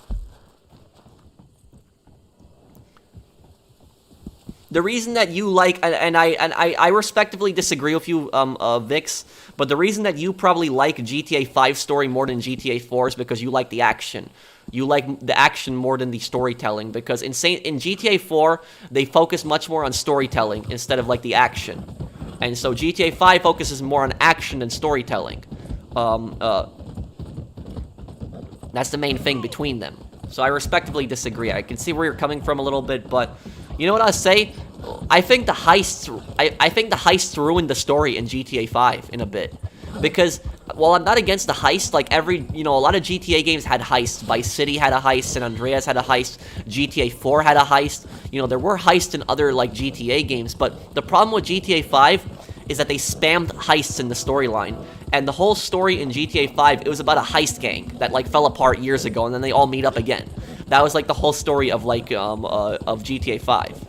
And you know, that's fine and all. They did that for GTA 5, but what I'll say about that is I hope they don't do the same storyline in like in GTA 6 whenever that comes out. Because they need to cut back on the heists in the next GTA game. If they want to tell a good story, They can have like 1 or 2 or even 3 heists, but there shouldn't be like a bunch of heists in the storyline and just the story should be negated. That shouldn't happen. 5 has more character depth than 4? Okay, dude. Oh, okay. Are you, like, I don't know what you're talking about when you say GTA 5 has more, like, character depth than GTA 4. Did you see the lore videos that I made? I made, like, what was it? I made, like, how long was that video that I put out there? Hang on, there was, like, the Dimitri video that I made. There was, like, a Dimitri video that I made on, like, just, like... Yeah, I made a 1 hour and 8 minute video just breaking down the character of Dimitri, talking about, like, Dimitri's true intentions, and there's, like, hidden signs that you can, like, look at his, character and stuff like that and see, like, his true motivations. I did, like, a 1 hour video talking about Dwayne and Playboy. I did, and that's only about a few characters, and I have more videos planned. I have a video about Pegorino planned. I have a video just like I made for Dimitri. I'm gonna be making one like that for Pegorino. I don't know when it's gonna come out, but I'll make it. But the fact that I can make like a 1 hour video on like 2 characters that only appear in a few missions, and yet those characters have so much story behind them. You know, that just shows you how good GTA 4's like character development is. But like in GTA 5. I don't really think I can make lore videos for, like, characters like I could in GTA, like, 4, because GTA 4, they have their backstories, they have their past events and everything like that, but, you know, GTA 5, there's not really much, like, you have no idea what Lamar and Franklin were doing, like, before, like, GTA 5 shows up. Like, it's like, they just come on in, they're, like, working for Simeon, you know, there's hints that, like, Franklin was involved with, like, a gang, like with Grove Street back in the day, but there's not really that much of an explanation. You know, CJ's story has more of an explanation. CJ used to be part of Grove Street. You know, he was with his brother Brian. Brian died. CJ felt bad about that. He left, you know, Los Santos. He went to Liberty City. He got a job stealing cars for Joey Leone. He was working for the son of, like, Salvatore Leone. And then he gets called back to, like, you know, to the Los Santos because his mother gets killed in a drive-by that was set up by, like, Tenpenny and his friend Big Smoke. So it's like, that has more character depth, like, they're more of the past that you can explore. GTA 5, you don't have that to their past, like, there's not that much past you can explore with the characters there. So, like... Envy and Vix, you're getting ratioed pretty hard, so... Thank you for your Red Dead streams, always good to watch. Thank you, Goo, thank you for the, super chat, thanks, man.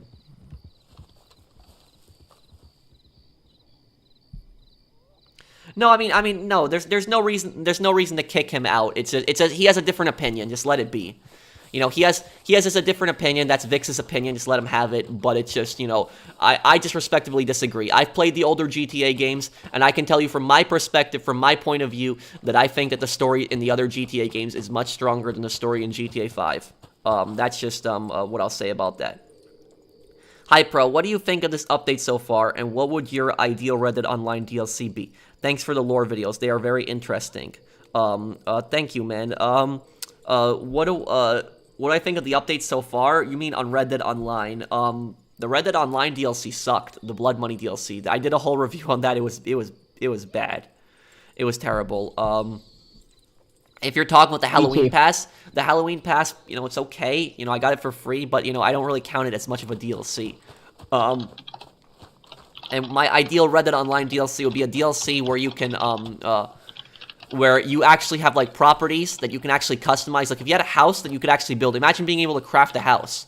Like, where you could buy, like, a catalog house, and then you could, like, get resources like logs and other materials together. And then you could, like, slowly craft a house and stuff like that. I think that would be cool, and then you could customize the interiors and stuff and build a house.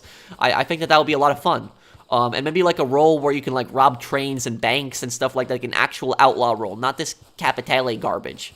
So like an actual, like, you know, an actual outlaw role. Thank you there, Water, for the super chat.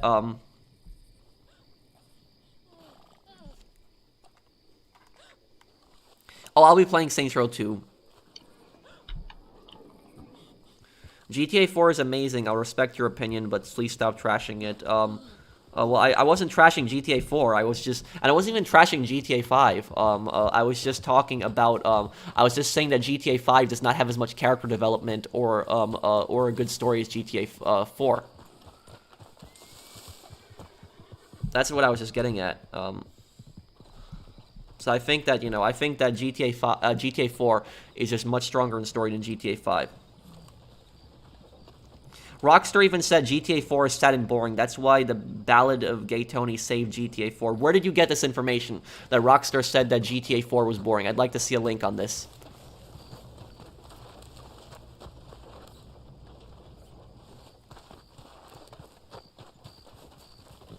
Okay. How many people we got in the posse right now? 4 people? We could do a call to arms, the Halloween one. You guys want to do that? Sure.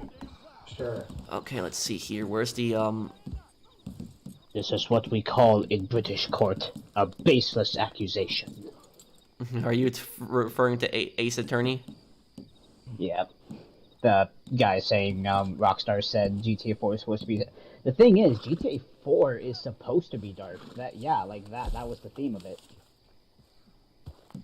Armadillo, Bulger, Butcher Creek, or Shady Bell. I think I'll do Shady Bell. I think that'll be cool. Your posse is too large to start this content. What? Wait. Oh, we have 5 people. I guess we need 1 person to leave, though. I can sit this one out. I participated last time. Are you sure?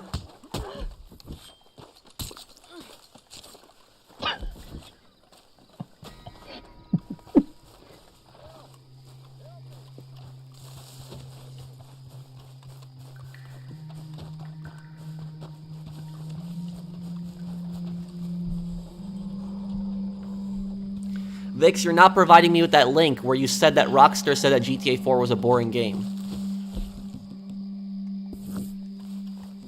And I'll tell you something. The Ballad of Gay Tony, yeah, it was more action-packed than GTA 4 and The Lost and Damned. But the thing is, every single part has their own theme to it. GTA 4's theme is you have, like, this guy that's basically on a revenge mission from his past, like, several years ago. And he's, like, he takes on, a gun for hire working for various, like, gangs in this dark criminal underworld. That's the theme of GTA 4. The theme in The Lost and Damned is you got the theme of, like, a biker gang that slowly falls apart. And the Ballad of Gay Tony, you had that theme right there. You had, like, a guy that was, like, that used to be involved with drugs, that got, like, a second chance working for, Tony Prince, and some crazy things start happening in the story. So, the Ballad of Gay Tony, while it was more action-packed, do you know what Ballad of Gay Tony had that GTA 5 didn't? The Ballad of Gay Tony had character development, and had a better story than GTA 5. So it was still a good story. And yes, you're right, Vaughn. Just because something has a lot of action in it doesn't make it a good story. Oh yeah, go into characters for a sec. I hate Trevor. Because he killed Johnny. Yeah, a lot of people I will do. never forgive Trevor.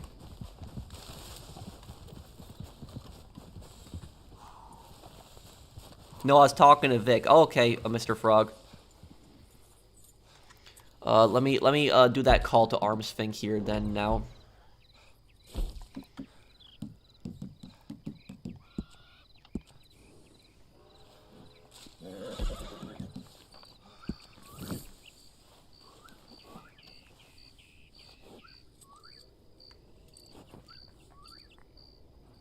Sure, he's funny. I still hate him.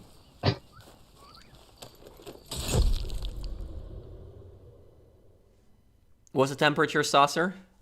There?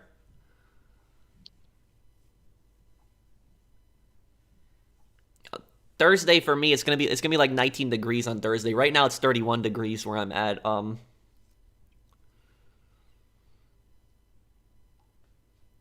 28? Yeah. We're almost the same temperature. I'm 31 degrees right now.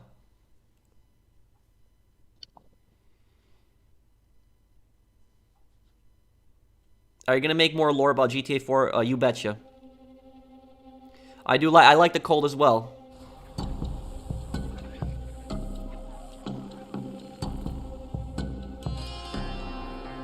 But the thing is, it's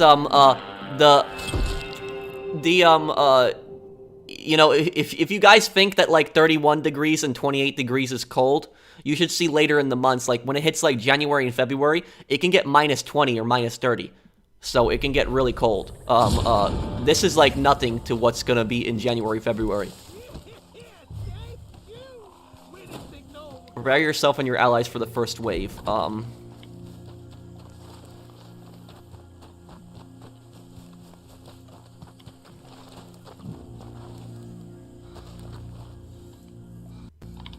Yes, I am gonna talk about how Johnny got screwed over. No, I get you, Mr. Frog. I understand. I saw your comment. I understand. I just didn't know who you were talking about at first, but I understand now. Vote to skip preparation. I'm gonna vote to skip the preparation. Same. Oh, I wish we could have had a machine gun up there. That would have been nice.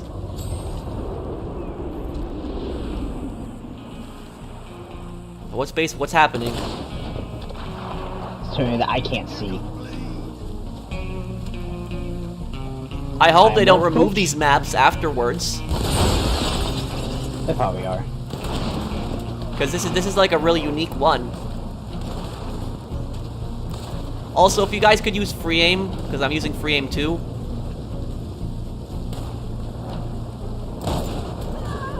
What are these enemies that are attacking us? Who are these guys?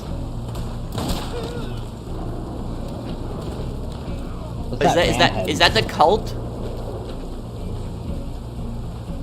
I'm gonna pick this up, see what happens. Oh, they're the dead? I think it's that cult,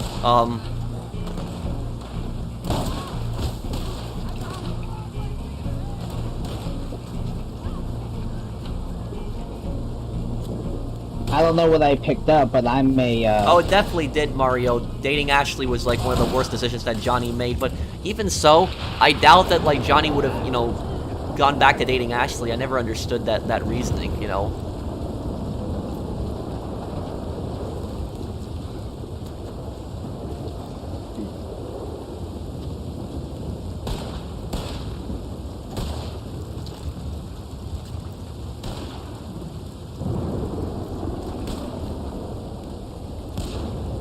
If you find the skull thing, okay, I'll keep an eye out for it.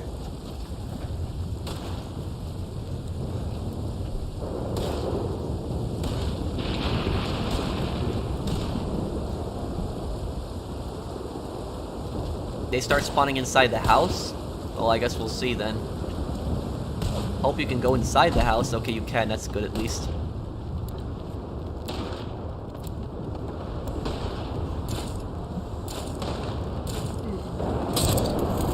Yeah, you do get to kill Rocco in GTA 5. That's what's definitely good.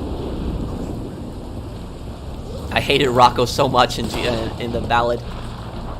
Thank you, Mario. Don't bother responding to those people who rile you up about GTA 5. They're just asking this to get under your skin. Don't let those people bother you. Thank you, Eric. But I know there's also a lot of people that also feel that way. A lot of, like, usually it's like a lot of kids that, like, they didn't play the old GTA games, and so they think that GTA 5 is, like, better in everything.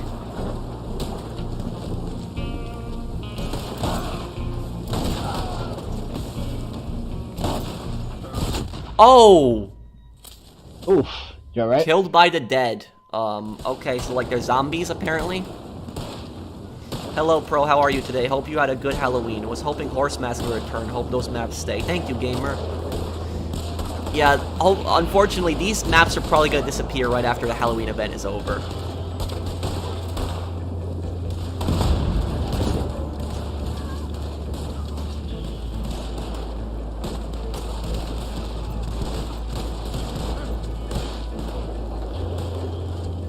And enemies spawn behind you in the house, huh?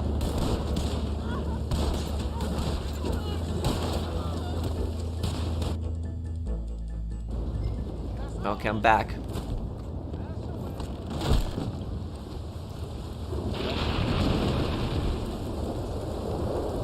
Oh, damn, I can't even clean my gun right now. Oh, no, you can't.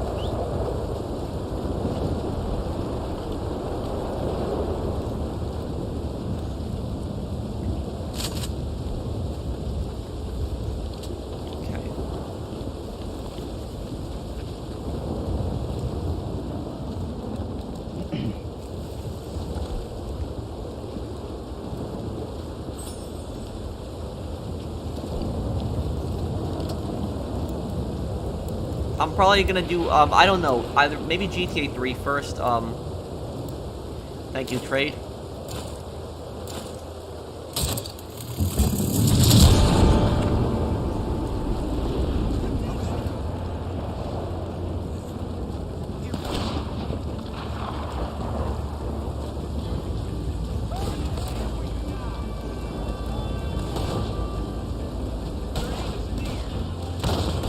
So do they just one-tap you with their hatchets? Is that Yes, what they do. happens? Oh. Just don't let them get near you then. They'll kill you instantly. I got my shotgun for that reason.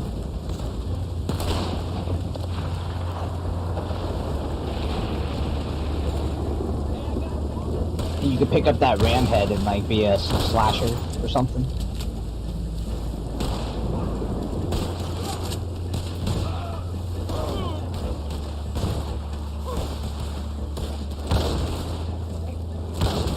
Oh, okay. Shooting the wrong person there.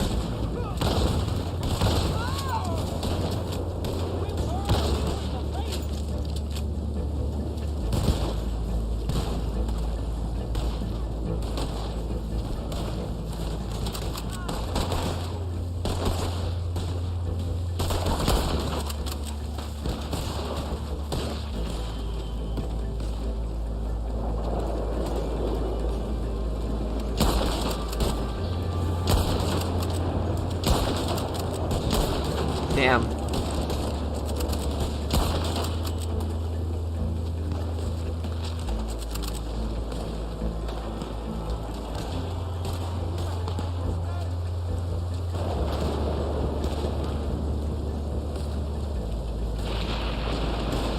I hate working through computers. It's so annoying. Why can't we just use paper? School's getting worse Whoa. every year. I don't even want to go to college anyway. How am I a clickbaiter? What are you talking about? Second guy there. But about like the first guy that commented, yeah, it's annoying. And thank you for subscribing, Ben. It's just for some reason schools insist on everything being typed up now. I remember when I was young in school, we had to actually write by hand a lot of times.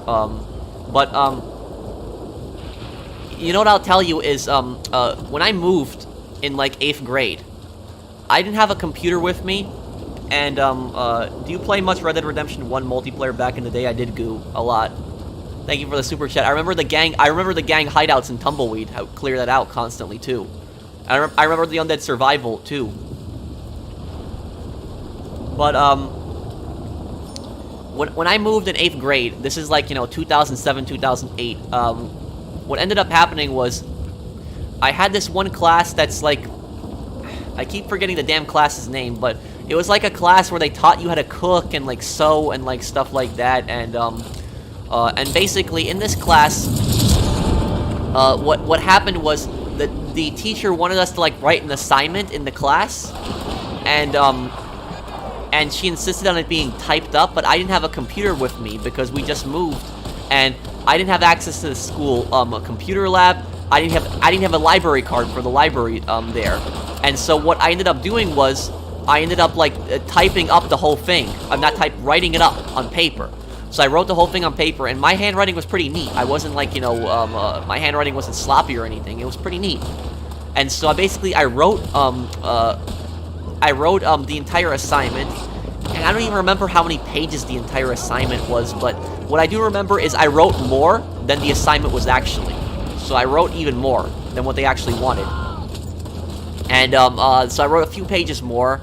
I mean, maybe it was like 2 pages double spaced. And I ended up writing like 5 or 6 pages on like loose leaf. And what ended up happening was I give my teacher this assignment, and she tells me that I'm not taking it. And I'm like, why? And she's like, the instructions said that you were supposed to type up the assignment. You were not supposed to write it on handwriting. And I told her, but I don't have a computer with me. There's no way. And she just tells me that's my responsibility. That's my responsibility, not hers. And I told her, then take the assignment. And then she's like, I'm like, I did the assignment. And she's like, no, you didn't. It's incomplete. You didn't type it up. And so basically, she wouldn't even give me any credit for it at all. Nothing.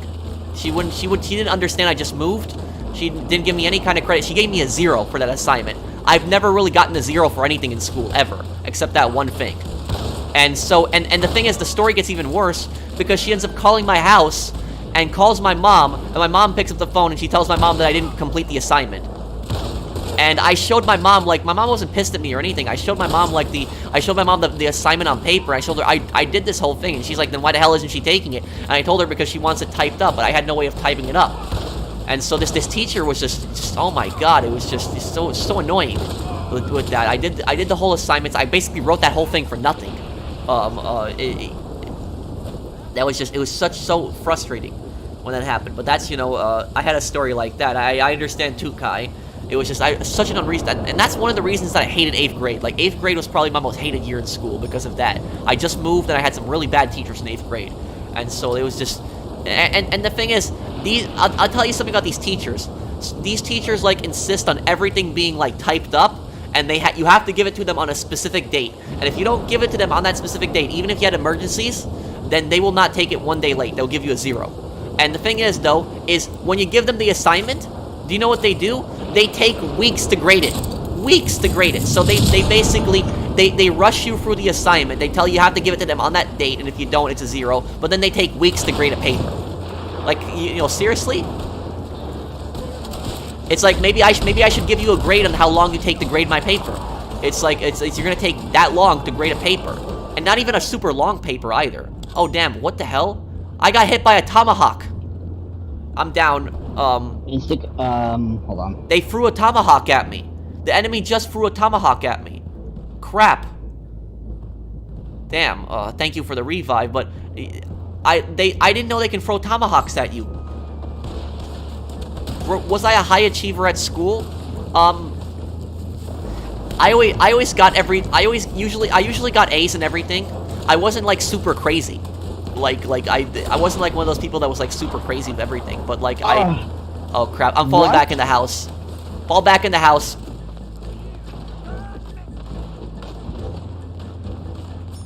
The headbutt didn't work and he just tomahawks me. Buddy.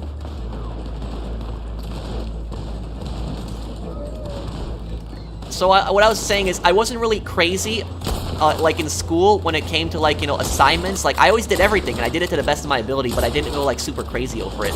I was in honors in high school, but I didn't take any AP classes. Like I don't know if that's what they're called in other states, but in New York we had these things called AP classes, which AP classes are kind of like advanced classes. And advanced so placement. Yeah, I guess it's the same thing everywhere, but it's like a lot of kids insisted on taking that, and it's because a lot of these kids, they were just like, oh crap, they're throwing tomahawks. It's the way that a lot of these kids were is they were look at the tomahawks they're just dropping. Okay, careful. Oh my god. Crap. No. Oh my god, I just got hit by a tomahawk. Even in the building. I'm downstairs. Crap.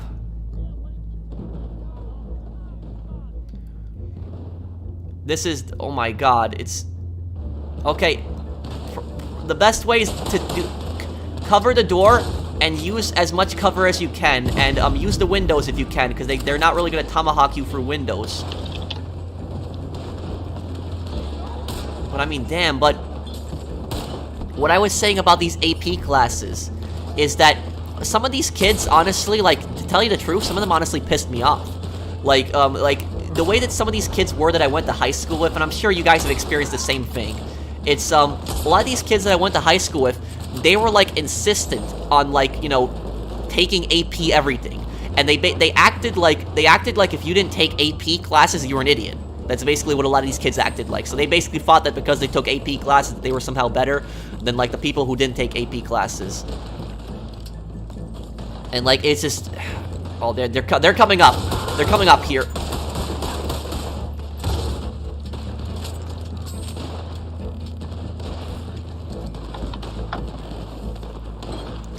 I'm gonna fire some rounds out the window here.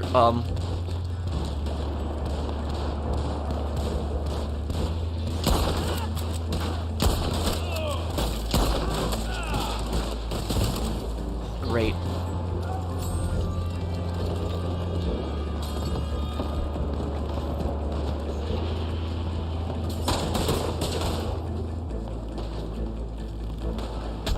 Oh my god, I just got hit by another tomahawk and I barely peeked out.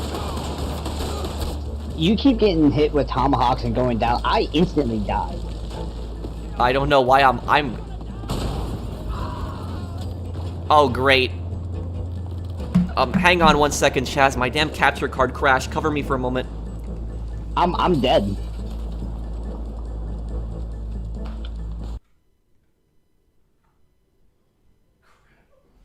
I hate it when that happens. It always works whenever I unplug it. It always fixes it. So I unplug it and then restart the capture card, and that usually fixes it. Okay, we're good now. Damn, that sucked. Is my camera now messed up? Come on. Crap. Okay, hold on. Okay, there it is.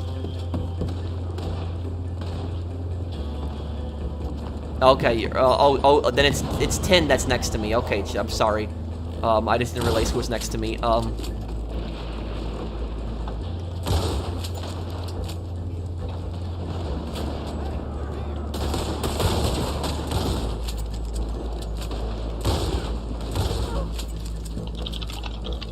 Oh, what the?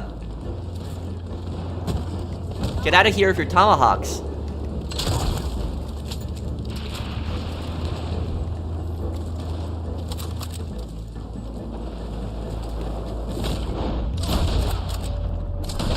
What the? The hell is that? That's an alligator. That was big. And we have no allies left too.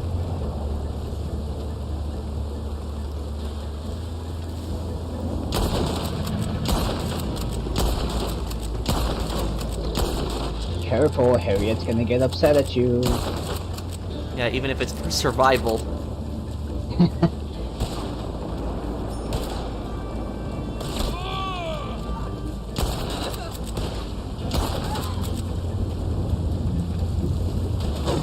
Oh.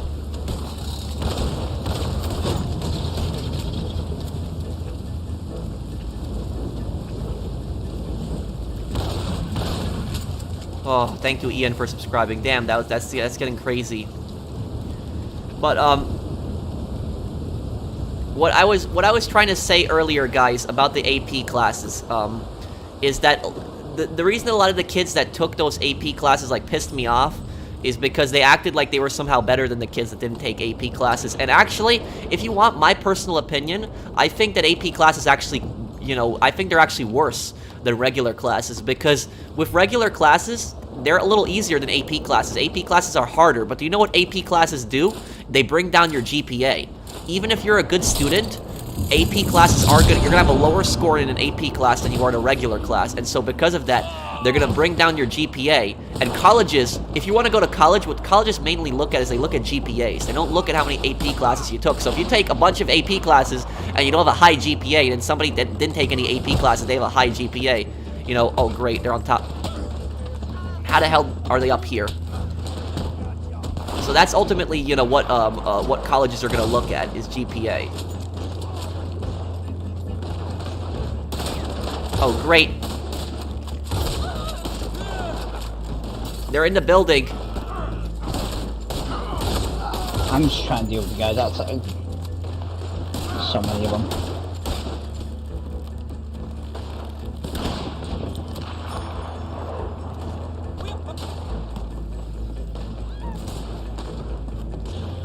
Oh, some guy's got a bow. I killed him.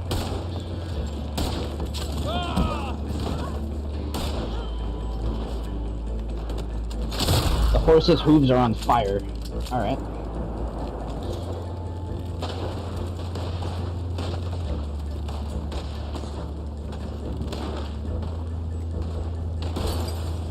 I agree that a lot of AP students think they're better, but in my school, AP classes are weighted differently, so they don't ruin your GPA. Well, I don't know. My school, they weren't like that. They would bring down your GPA. But you know what I'll tell you is, I remember these kids that sometimes I would play online with them, like on PS3 when I was in high school.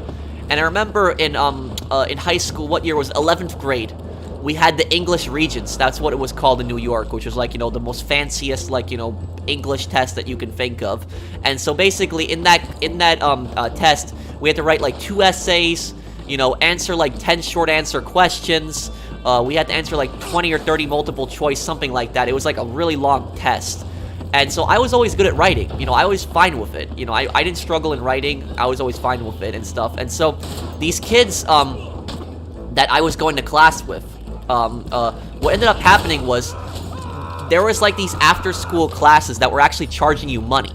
So they were charging you money to go to these after-school classes where they would actually prepare you for like the Regents, and you'd pay money, and there'd be some instructor that would like, you know, teach you like how to pass the Regents, like how to write better and stuff like that. And so I didn't feel that I needed the class. I didn't, and like I was like one of the few people in my class that didn't take those like after-school, like, you know, paid classes. And like what happened was like these kids at my that were in my class were getting like mad at me or something that I was like one of the few people that didn't take the class because I just didn't think I needed it. I thought it was a waste of money. And what happened was I asked these kids, I'm like, you know, you guys want to like, you know, play Black Ops tonight or something like that? And like Black Ops was out at the time. That was like, you know, the first one. That was the game that was out at the time. And like I remember one of these kids, he says to me like, no, Patrick, we want to do something with our lives. We don't want to just sit there and just play video games all day. And I'm like, you know, excuse me. All I did was ask you if you wanted to play games tonight. That was it. Like, you know, I don't know why you're getting all mad and stuff like that. And basically what ends up happening is I take the test. You know what I get on the test? I got like a 95 on the test. So it was like I had one of the highest scores in the class, and I never even took like those after school classes that they took. And I actually got higher scores than those kids that took the after school. They got like 80s. And the thing is though, is these kids started getting even angrier when I got like a 95. And they basically, they started saying like, how the hell did you get a 95? I paid for these after school classes and everything like that. It's like, well, I guess I was just better at writing than you. That's just basically what it was. It's like, you know, no fancy classes is going to show you how to do that. So it was just, you know, and this is the problem. You know, you had these kids that were so arrogant. They were so full of themselves. They thought that they were smarter than everyone, and it backfired on them. Oh, and I'm dead. So that's just, you know, it's just like that. That's, you know. So, and like, I don't get how you can get pissed off at somebody for that, what, because they got a higher grade than you? Like, you know, you had every opportunity to get the same grade as me. So it's, you know, you took the after-school class, you paid money for that. That was your own choice. You know, it's just... It's just people like that. They generally, you know, think that they're smarter than other people just because they take AP classes or something like that. And I'll tell you something. These AP class kids, whenever you would ask them, you know, why are you taking so many AP classes? They're like, well, I'm not going to get into a good college. You're not going to get into a good college if you don't take AP classes and all this other stuff. And yet, when I went to college, I went to a pretty decent college, I would say. I went, and want to know something funny? I went to the same college as the kids that literally took all the AP classes. So, like, it didn't matter if I took AP classes or not. I went to the same college as them. So, from my personal experience, I'll tell you, the AP classes didn't matter to me. You know, why stress yourself out with, you know, more of these advanced classes? You could just take the regular classes. You know, the only thing you guys show colleges that you're a good student. You know, show them that you care. You know, maintain a good GPA. If you want to go to college, that's it. You don't need to, you know, you don't need to impress them with all these fancy, you know, classes. You know, stuff like that. Are you enjoying House of Ashes more than the other two games? Yeah, I think that House of Ashes is the best Dark Pictures game they've made so far.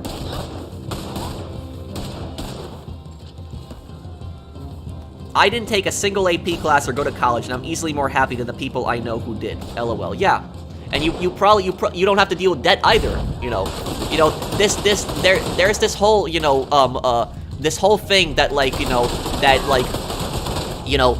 why people think, like, the problem with today's society is that a lot of people seem to think that if you don't go to college, you're gonna be a failure in life. That's just not true. It's not. It's all a lie.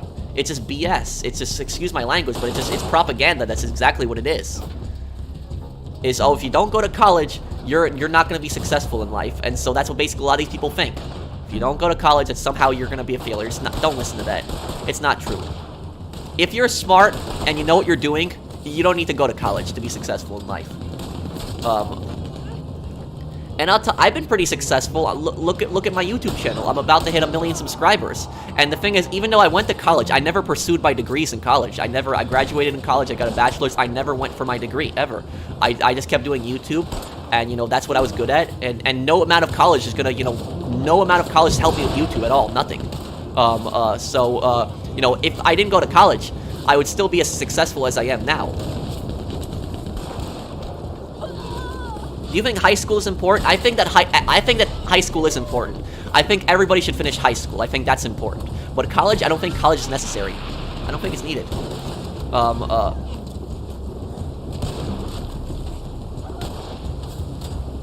They don't tell you how to make money or be successful. They teach you how to work. I'm assuming that's what you're saying. Look, I'm not saying that college is useless. Like, there are certain, like, you know, professions that if you want to be like a lawyer or a doctor, you definitely need college for that.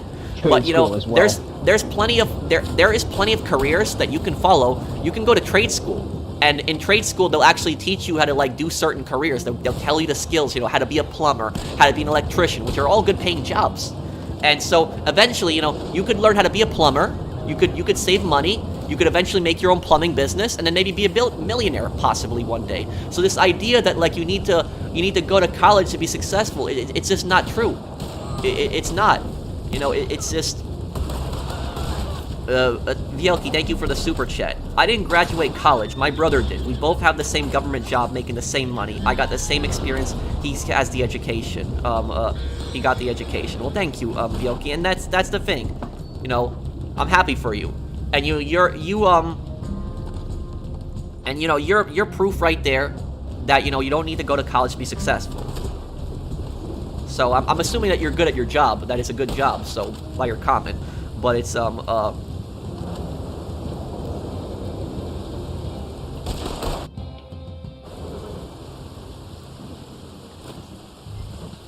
Yeah, I'm actually starting up school. It's all online stuff tomorrow, actually. What do you go to school for? I want to go for an AS in firearms technology. Oh, okay. Well, I hope trade school. I hope everything goes good for you. Thank you. But, like, you know, just don't let look at the bodies in the staircase. Don't listen to the people that tell you need college to be successful. It's not true. If you want to go to certain fields like a doctor or lawyer, sure, you need college. But you don't need college to be successful overall. What the? Oh, we got a sniper out here. A couple of them, I think. And they're spawning in the house. Yeah, that happens. Crap, I'm gonna hold down the bedroom.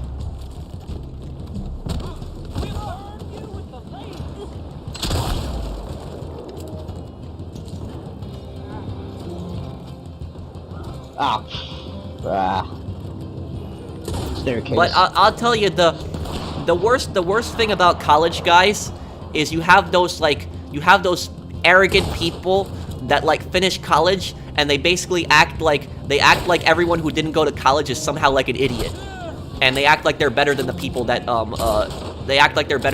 didn't go to college. I've seen people like that, so it's just, you know, those people are just. And the thing is, IQ does not equal education. There are two different things. You could have somebody that has that's not very smart, doesn't have a high IQ, and yet they went to the most fanciest college ever. And sometimes it's oftentimes because of connections. It's because their rich parents got them into, like, schools. So it's not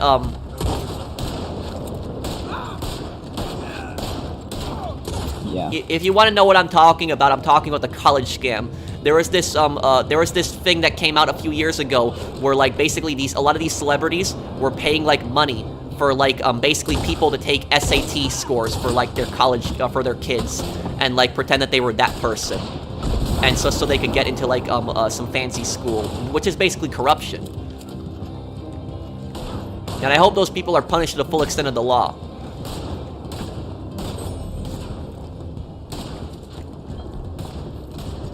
But yeah, intelligence versus wisdom.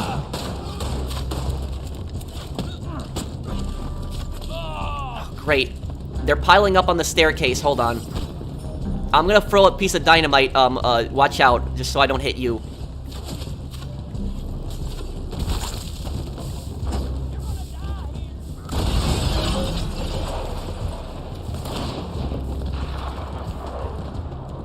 I am Mario.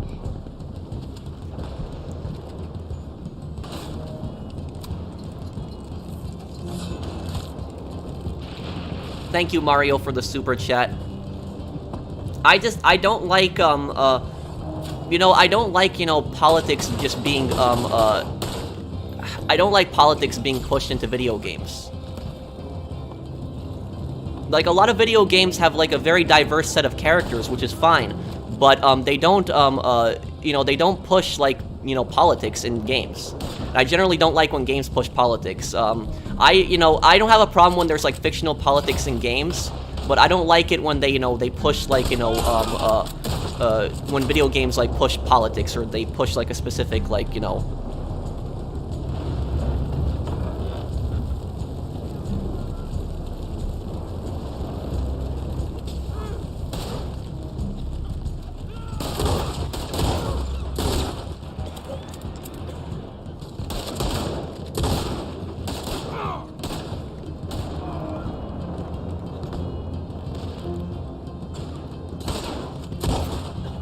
Right now it's so super dark in here and you can't see anything.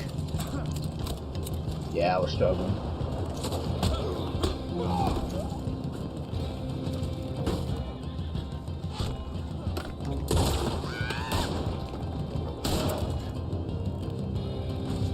I regret going to college. It's a waste of time. Yeah, well, some people, they're happy with it, other people aren't. What are you doing?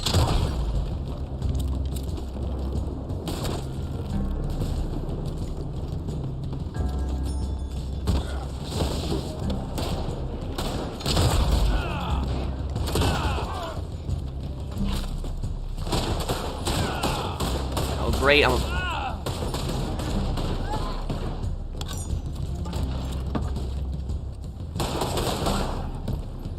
Yeah, that was close.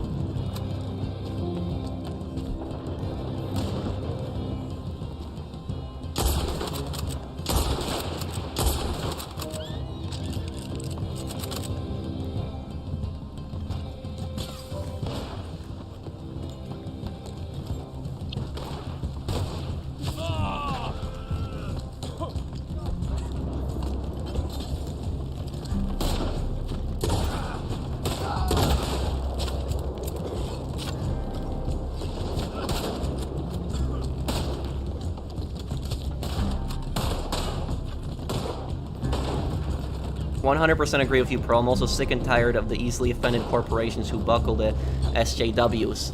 Well, look at, like, for instance, the old Saints Row. Like, Saints Row 1 and 2 had a very diverse set of characters, which all of them were great and awesome characters. They were all cool.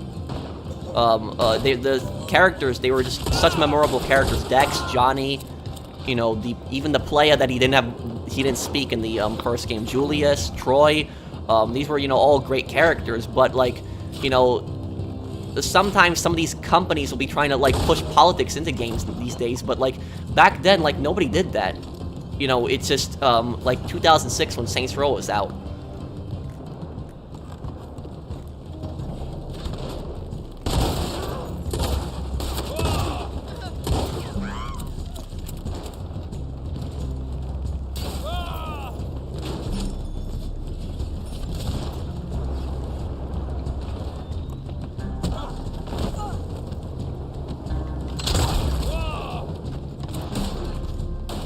I'm really surprised with all this, I mean, I don't want to, I'm not going to get too far into it, but, with all the cancel stuff happening, I'm really surprised that the, remastered trilogy of the old GTA games are going to be a thing. You know how much stuff is in there? Like, how many people would be, like, screaming cancel for that stuff? But it somehow gets a pass. Yeah, I think that a lot of times that people, you know, a lot of times these days, I think that it's just, sometimes people are, like, really sensitive and stuff like that. And, I remember, like, you know, it was what was it? It was Brian in like GTA, GTA, The Lost and Damned, for instance. Brian Brian says some really nasty things about Polish people in the Lost and Damned, and I'm Polish, and that didn't really for me, I wasn't upset at Rockstar at all for that. You know what that made me do? That made me hate Brian. I hated that character, and for good reasons. They made that character for you to hate him, because Brian was a racist. Brian was a really bad guy. He was an annoying guy. He was a traitor. And so that's, why Brian was like that, because he was designed specifically as a character for you to hate him.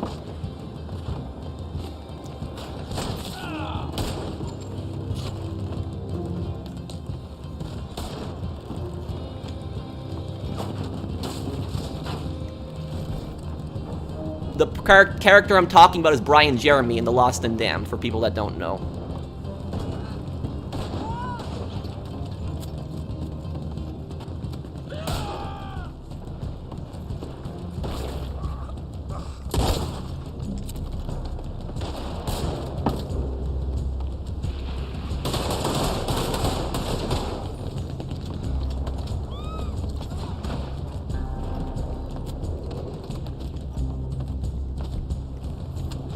What's going on out there? Is there some kind of wagon? What is this?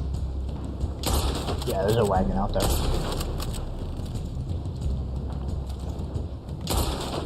Got him.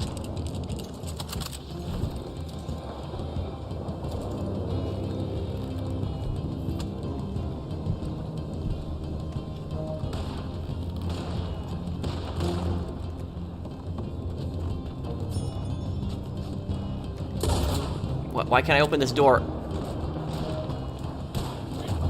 There's someone on the other side of it.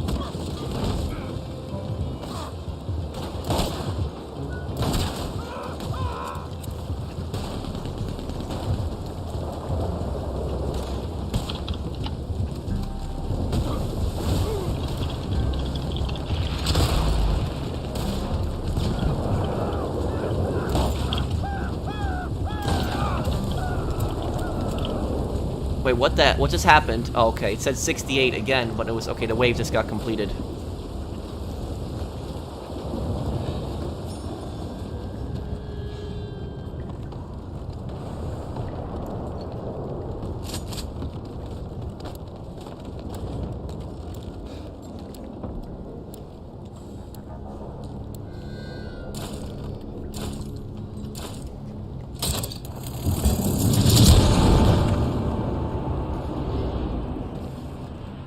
Same thing with Tenpenny. When I showed him to an online friend of mine who's the same race as him, she thought he was scummy. And these, oh god, that's the thing is, these characters that were like made, they weren't. These characters weren't made to promote racism. Oh. No one supports racism. Like these characters were designed for you to hate them. That was the whole point of them. That it was to show that these characters were bad people. That was the whole point of these characters. They were not good people. That was the whole point of, like, Micah is a racist as well in Red Dead Redemption 2, and everyone hates Micah, so Micah's just a bad guy in general too. It's just you, by the way. I'm gonna try to survive this. Yeah.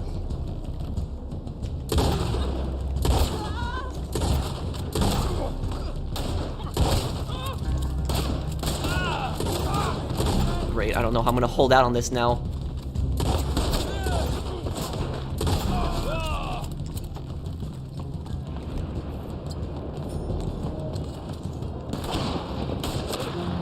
Great.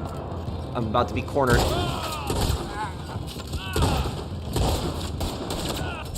Ah, I'm dead. Damn, I couldn't do anything there. I tried. I should have fallen back. I should have fell back in the bedroom, and I should have started throwing like Molotovs and like dynamite. That's probably what I should have done at that point. Thank you, everyone. I didn't even finish college and dropped out, but I'm living on my own and have a good paying job, and I'm very proud of myself. Good for you, Eric. I'm very proud of you. I hope everything goes well for you, and you're proof also that you don't need college to be successful. Don't let people bully you and tell you that you need college to be successful, and don't don't listen to those scummy people that they basically try to show off and they try to act like they're smarter than you because they went to college and you might not have gone. I'm gonna say no one that is a truly smart person will talk about their credentials in that way. Like, it's fine for somebody to say, like, I'm a doctor, or I was educated in this, or stuff like that, but if they start saying, like, I went to college, and I'm a doctor, and you didn't go to college, and you're gonna be a failure, they're showing off at that point. Those people aren't smart. No smart person does something like that. How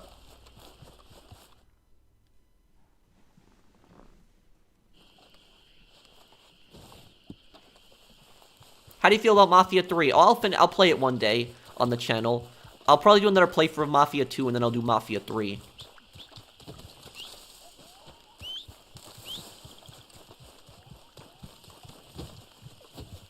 I am gonna head out. Got an early day tomorrow. Alright. No one can take my spot.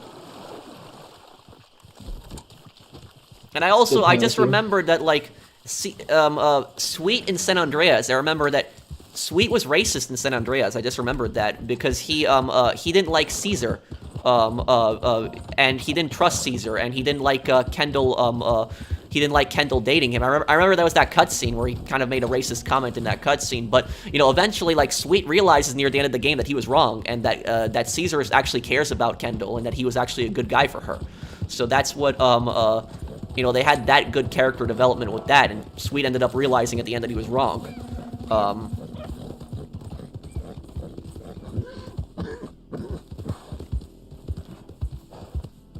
Would you rather have GTA 6 with a completely upgraded and bigger map of San Andreas and Los Santos, or a new city they haven't made in HD yet? I'd rather a new city. I don't want Los Santos again. I want a new city. I want something else. Vice City or San Fierro, Las Venturas. I'm fine with either three. Really, I probably want Vice City the most, but I'm fine with either three of those cities, or maybe even like a new city, like a Detroit version of GTA, or maybe like a Chicago version of GTA, because like every city in the GTA universe is based on a real city, so they could do GTA Chicago or GTA Detroit, something like that. Maybe even GTA Dallas. So it's like there's like a lot of cities they could do.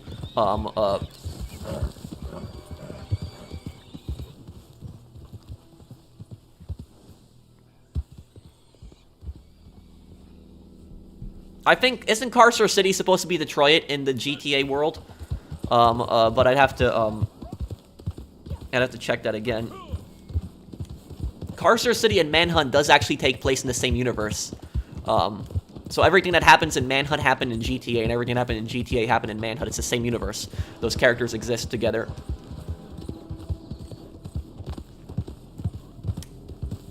I don't think they're ever going to do a GTA game outside of the US.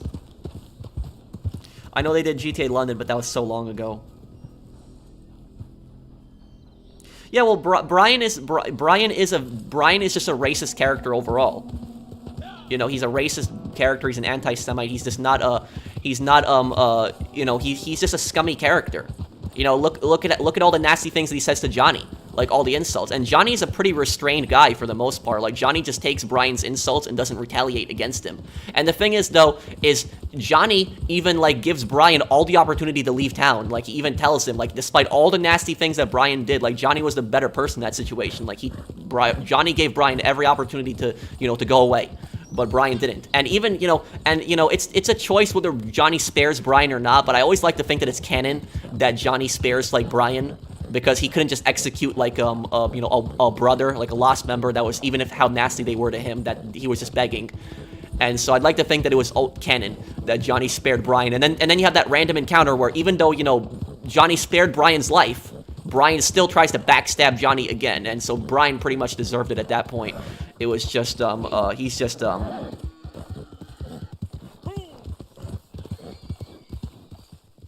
Brian was just a scumbag.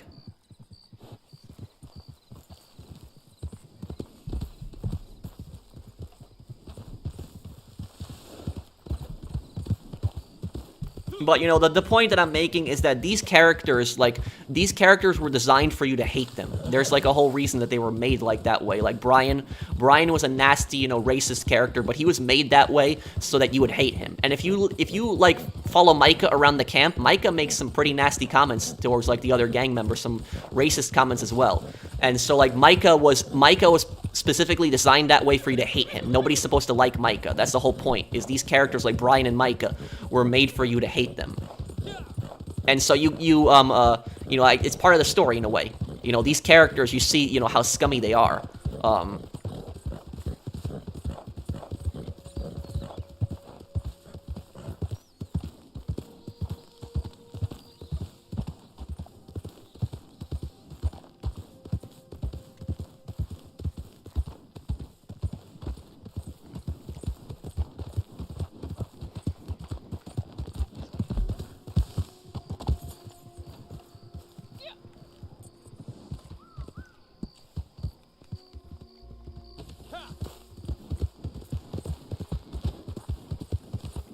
Oh, and also, do you know what I'll tell you?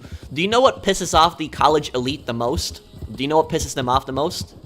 The college elite, what makes them, like, really angry is, the people that basically show off, you know, they're like, I went to college and you didn't go to college.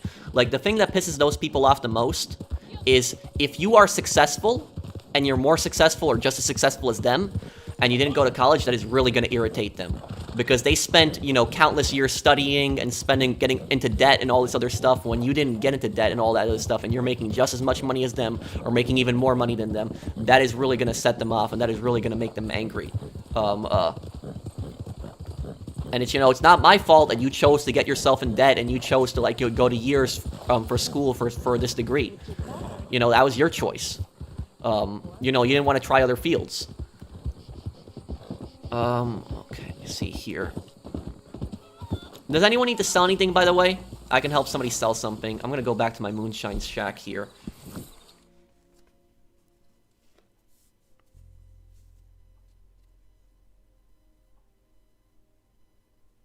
Would you say there's anything more stupid a GTA character has done more than the Mendez hitman trying to kill Vic and Lance at the oil refinery? Yes. Yes, Zero.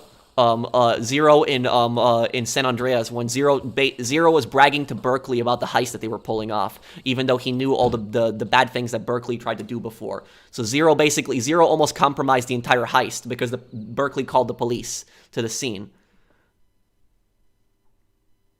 Oh, okay, Tar. Oh, what's going on? I just arrived and you guys were discussing about college. No, because I was just talking about like you know, college and other things to people before, because like I was just explaining how like you don't need college to be successful in life, and how that's, you know, it's basically, you know, this propaganda that society like pushes today, this idea that if you don't go to college that you're somehow going to be a failure. It's just it's all a lie. It's you know, it's nonsense.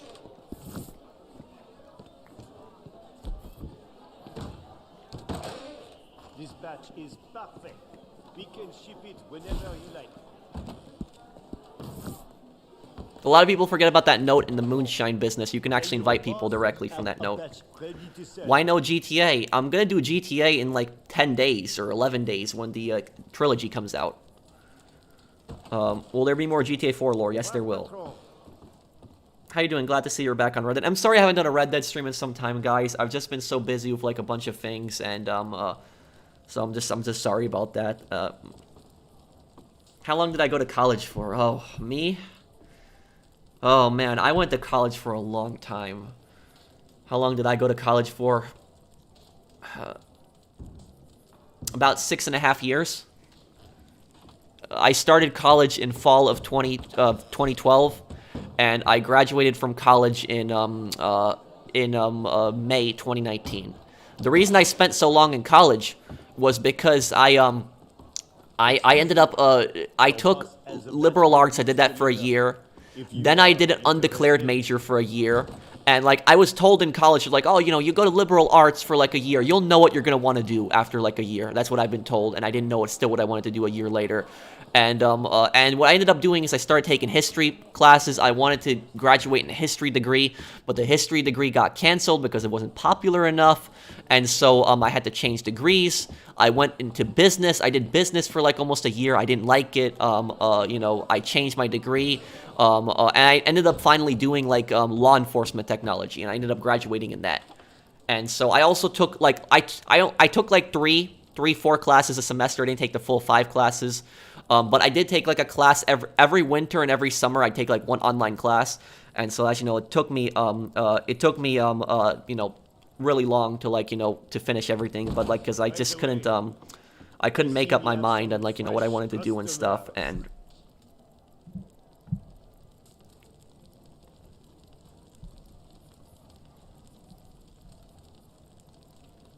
yeah, I remember that Sirius.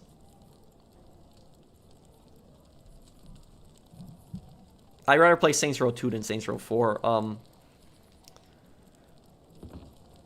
I have some ideas.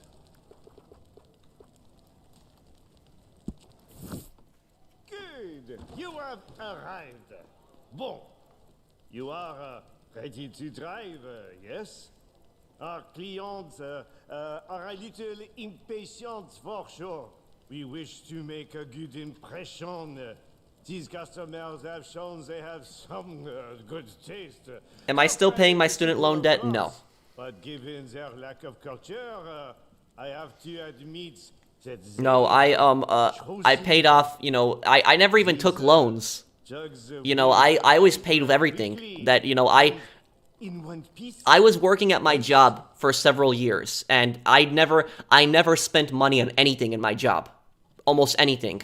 Like, I would buy groceries and stuff like that, and I'd help my parents with, like, the bills and stuff, but I never spent money on anything else, really. You know, the only thing I ever, I bought a car, you know, that was, like, 2017, and I've had that car ever since, and I don't think I'm really ever gonna change that car. You know, I'm very different than a lot of other people, like, my age. Like, I'm not, like, cheap. I'm not like that, but I won't spend money on, like, stuff that I don't necessarily need. And so, like, a lot of young people, like, especially, like, you know, my age and younger, you know, the second that they get a paycheck, the first thing they think about when they get that paycheck is, how can I spend this the fastest way possible? That's, like, what a lot of people think. They don't think about, how can I save this money and invest this to my future years from now? And that's how I've always been. And so I don't buy anything unless, like, you know, I really need it. I do buy video games, obviously. I buy things like, you know, cosmetics, like games and stuff like that, and, like, you know, things that are, like, you know, of a cosmetic nature. What I mean is, like entertainment stuff. That should be the word, not cosmetic, but entertainment stuff. Yeah, I bought it. You know, I bought, like, a TV, like, last year. But generally, like, you know, I'm gonna save most of my money. Like, 95% of my money, I'm gonna save it. So, and I've just been saving money at, like, my job and stuff like that, and so, you know, I basically paid off a lot of my student debt with that. I never took loans because I always paid it right away, and, like, my parents helped me out, and that was just that, basically. And to tell you the truth, it was more about my parents wanting me to go to college and me wanting to go to college. I'm not like one of those people that got sent to college and didn't care. I did care, and I did get good grades. And I passed everything, really, pretty much. I only struggled in math in college, but I still passed it. But, you know, I went to college mainly to keep my parents happy. Because my parents kind of pushed me to go to college. My parents wanted what's best for me, but, like, my parents kind of, like, they kind of had that idea also that, like, in kind of a more compassionate way for me. They were worried about my future, and they thought that if I didn't go to college that I wouldn't be, you know, successful. And so, you know, they did it from a loving nature. And so they kind of pushed me to go to college, even though I didn't want to go to college. But, you know, that's what I ended up graduating in, and I tried to do what I wanted to do in college, and, you know, that's what I graduated in. But law enforcement technology. I was actually going to pursue a career in law enforcement, but, you know, my YouTube channel started getting more popular, and I kept doing that. And, you know, that's, you know, what I do right now. Why do you think the boss feels the way he does towards Julius in Saints Row 2? Because he did everything for Julius, and Julius screwed him over. Graduation is necessary. Not true. In high school, yeah, I would argue that in high school it's necessary. but in college, not really. Like it's just like you know, if you don't go to college, you don't graduate in the first place. So that's if you go to college. You know, I think it would be a waste if you go to college and don't graduate. And that I would agree with you on, because like, why are you going to college if you're not going to graduate? But it's like but if you don't plan on going to college, then you don't need to graduate in the first place. So college isn't really necessary. Do you think Hugh Alderman was going to kill Alderman Hughes was going to kill the player? Yeah, he was. Show 'em who's boss. I'm gonna end you. I remember you said you started YouTube while in college. Am I wrong? I started YouTube while I was in college, but I didn't start my YouTube channel to like pursue it as a career. I never had that intention, and I don't think a lot of people realize that too. A lot of people, what a lot of people don't realize is that a lot of YouTubers, they don't just make a YouTube channel and they say to themselves, I'm gonna pursue YouTube as as my like job. Like, almost no one does that. It's like the vast majority of YouTubers that you see out there, even the people with millions of subscribers, they started out, their videos used to be like low quality, not too good, and it was something that they did for fun, and then eventually they put out like 1 or 2 videos, they become a hit, they blow up, and they start growing. And that's eventually where they got their popularity. The same thing happened to me. You know, I just did videos for fun. Eventually, I put out a few videos. They blew up. I started getting more and more views, and I kept putting more and more videos out. And I started getting more and more subscribers, and it just kept going and rising and rising. Also, I'm pretty sure that the dialogue that was later cut in Vice City wasn't intended to promote racism either. Thank you, Mario, for the super chat. I know the dialogue that you're talking about. You're talking about the Cuban-Haitian gang missions. And what I'll say about that is, like, that dialogue wasn't, I don't think that dialogue was in there to promote racism. You know, there's like the people that develop Rockstar games are they're a very diverse studio. So I don't think that like I don't think that Rockstar meant like any ill will when they made like those characters say those things in Vice City. The whole point of it was, like I said earlier, these characters were not good people. And so, like, you know, what Umberto says, for instance, you know, it was to show that these characters were ignorant. That was the whole purpose of those comments. It was to show that those characters were ignorant, they were bigots, and that was the whole purpose of those characters. I kind of understood why they took out the comments, why they kind of censored it, because they didn't want to get sued, because they did get sued, and you know, that's that. I don't think anyone really wants those comments to return in a, you know, Vice City remaster, but I just don't want anything else really cut from, like, you know, the other GTA games. Like, I think the old GTA games are fine the way they are now, so it's like Happy Halloween, Prone, everyone. Oh, hey, Fernando. Thank you for the super chat, man.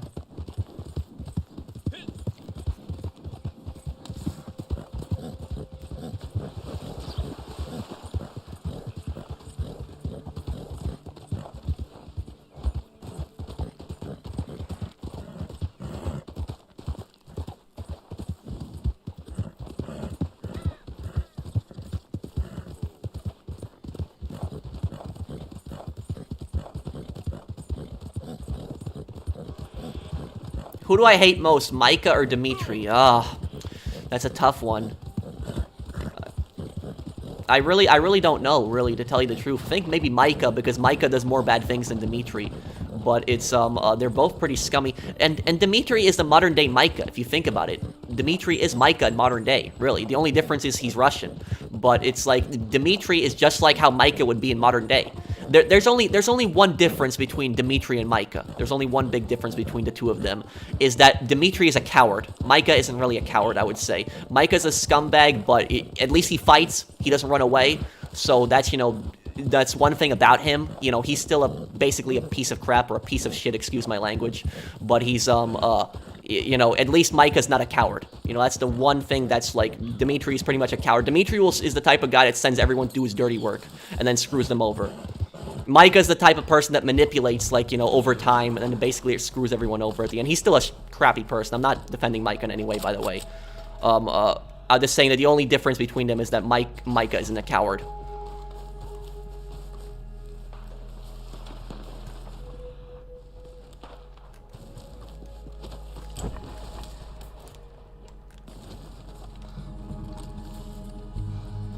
What about Vladimir? When do you say Vladimir? Who are you talking about? Are you talking about Vlad? Is that who you're talking about? Because Vlad is just a short for Vladimir.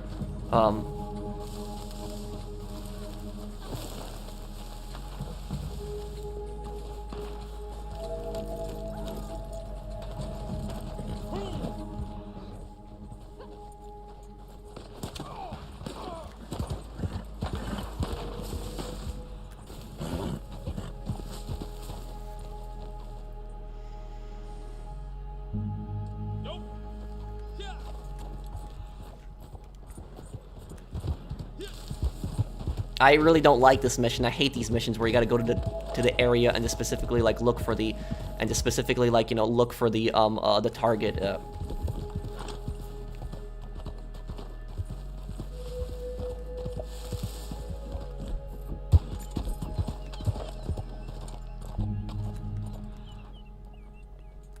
I'll do a Red Dead Redemption 1 walkthrough later this year.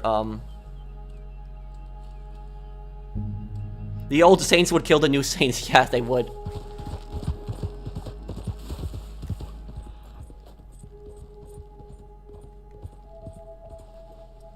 The area missions are worse than the tailing missions. Yeah, these missions suck.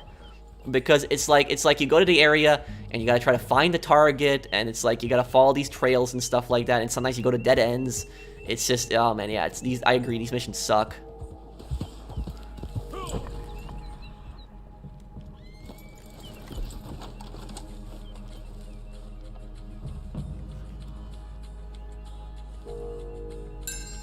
Vova is short for Vladimir. Vlad is short for Vladislav. Oh, well, I didn't know that, sorry.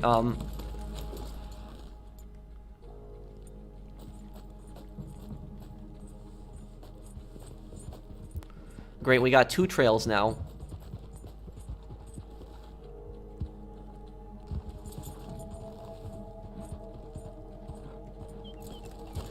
Yeah, these missions suck.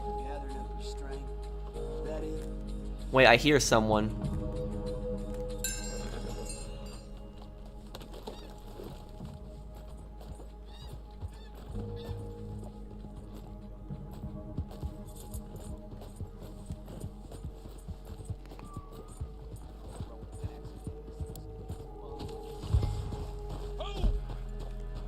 Yeah, he was next to me there. Saints Row reboot will be awkward when you make your character look like a gangster, but they're surrounded by college wannabes. Well, thank you, Bunny, for the super chat. Thanks, man. What is the saddest death in the Saints Row series? I think the Carlos death. When Carlos in Saints Row 2, I think that was the saddest scene.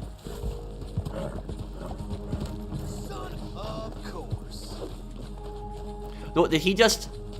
Okay, I was about to say if he just ran off the cliff, but... Oh my god, okay.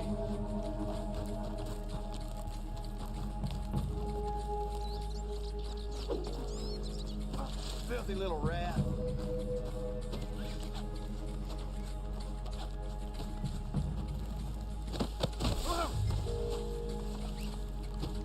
Oh, dullard.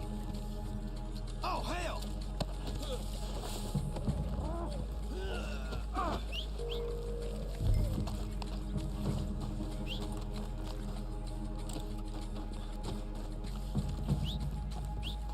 Son of a bitch!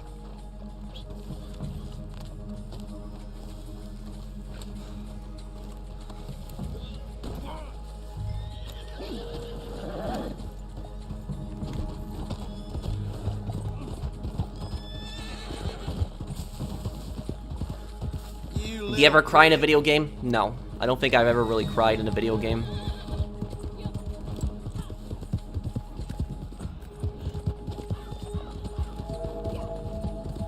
I don't think I have. I'm trying to think. But I can't think of it at the top of my moment. There's times in games where I was definitely sad, but I wouldn't say I cried. Hell.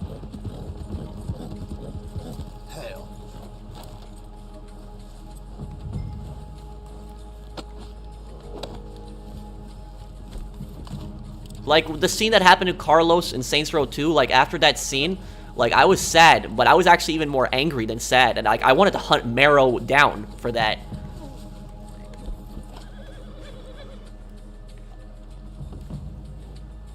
Oh, I was definitely, you can go back and watch my playthrough when you get to the Arthur scene at the end of Chapter 6, and I was pretty sad on that, but I didn't cry. The Saints Row reboot has ruined the Saints Row community. The Saints Row Discord was shut down for days. Was that Saints Row Discord run by fans, or was it run by the developers? Let me know. Dullard.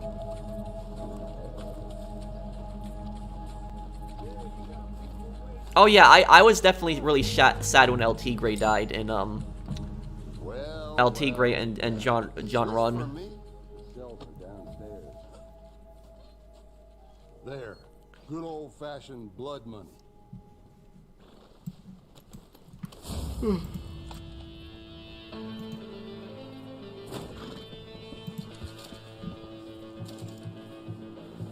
The actual Saints Row developers. Ooh, I actually didn't know about that. And so, what's the status on the Discord right now, Gatron?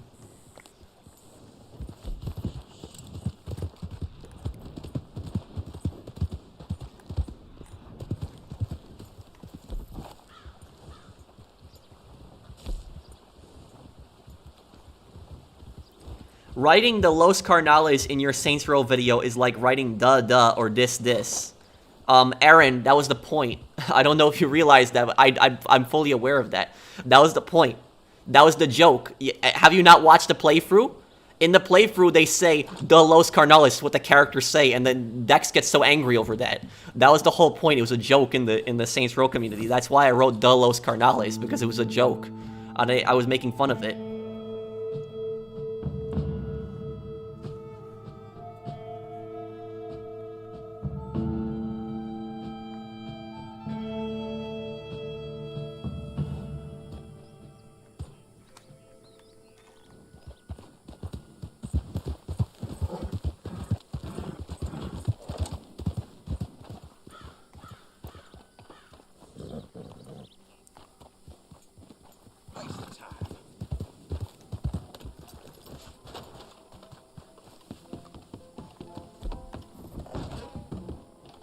You missed someone's super chat, bro. Thank you, Mario. Oh, I did. I'm sorry if I did. Bunny. I saw Bunny's super chat. I acknowledged that earlier. Fernando. No, I replied to Bunny earlier. Unless there was someone else.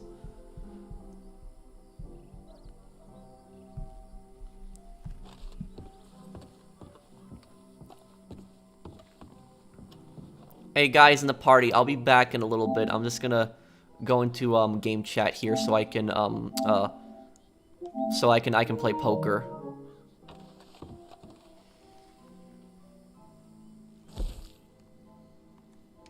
Play a little bit of poker here. Thank you, Call of Duty Master, for subscribing.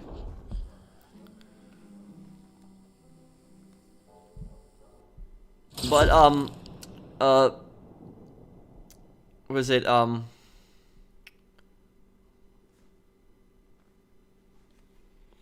they do got run. So anyone that criticizes the reboot is instantly banned from like the Discord?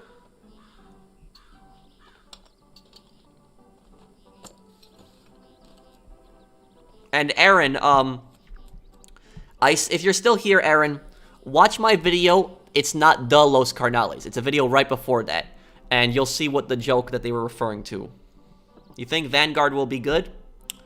I think the story will be good. I don't know about the multiplayer.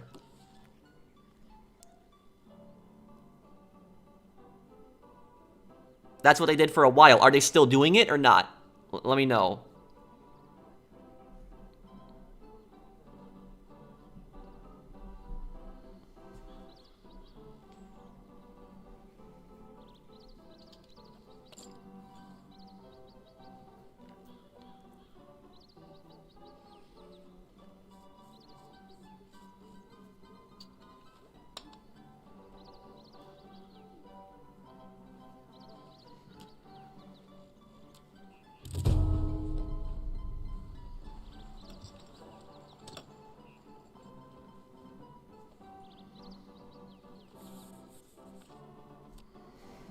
But are they still doing it, Gotron? Are they still banning people? Is there character transfers on Reddit Online? No. What do you mean from like... You mean from like PS4 to Xbox One or to PC? I don't think so. Have I ever done a Last of Us walkthrough? No, I haven't, Alex.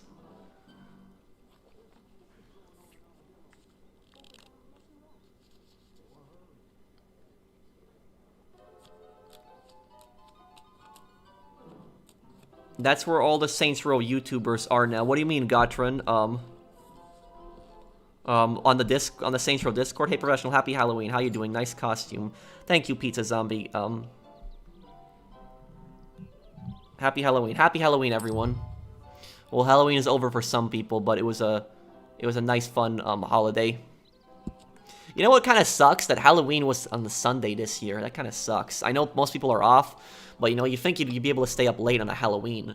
You know, Halloween, I think, should be like the last Saturday of October. That's what I think it should be. I don't think it should be like October 31st.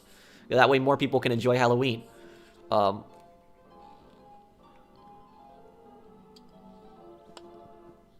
Saints Row YouTubers exist? Oh yeah, Mr. Saints Fan Godzilla, Saints Row videos. But Saints Row videos actually changed his channel recently, and he's like expanding into like a wide variety of content like me now. So there are, you know, 2 Saints Row YouTubers, or one used to be a Saints Row YouTuber, but now does variety content.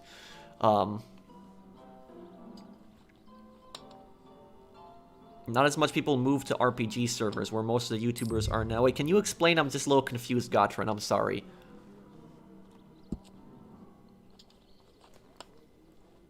Flippy, yeah. That guy, like, he stopped doing YouTube for some time. I know that. Opinion on Black Friday, a terrible day to work. And also, Black Friday is kind of stupid to go to the store because you could just get the same deals online.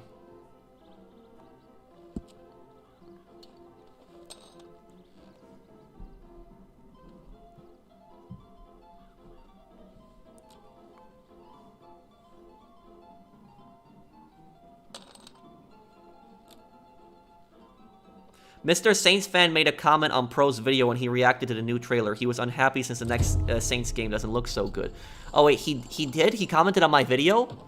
Really, Mr. Saints fan Godzilla? I'm gonna have to go back to it and look. Which video did he comment on? I'll look at his comment and reply to him. Didn't realize he commented on my thing. I felt bad for the guy though. Like, it was like a lot of people were just being rude and nasty to him when the Saints Row reboot was announced, because he wasn't shown a lot of the stuff that was shown in the Saints Row reboot. Like, he didn't know about a lot of that stuff. He did see the game a little bit early, but they didn't show him what they showed in the reveal trailer, and so a lot of people were just being nasty to him for, you know, no reason. I understand why people were pissed off at the reboot. I was pissed off at the reboot, but I was never mad at Mr. Saints fan Godzilla.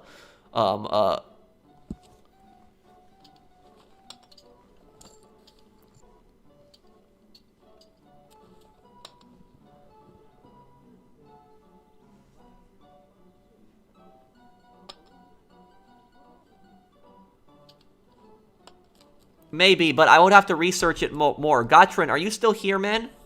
If you are, the Saints Row YouTubers, they moved to RPG servers. He's another Saints Row YouTuber. RPG server.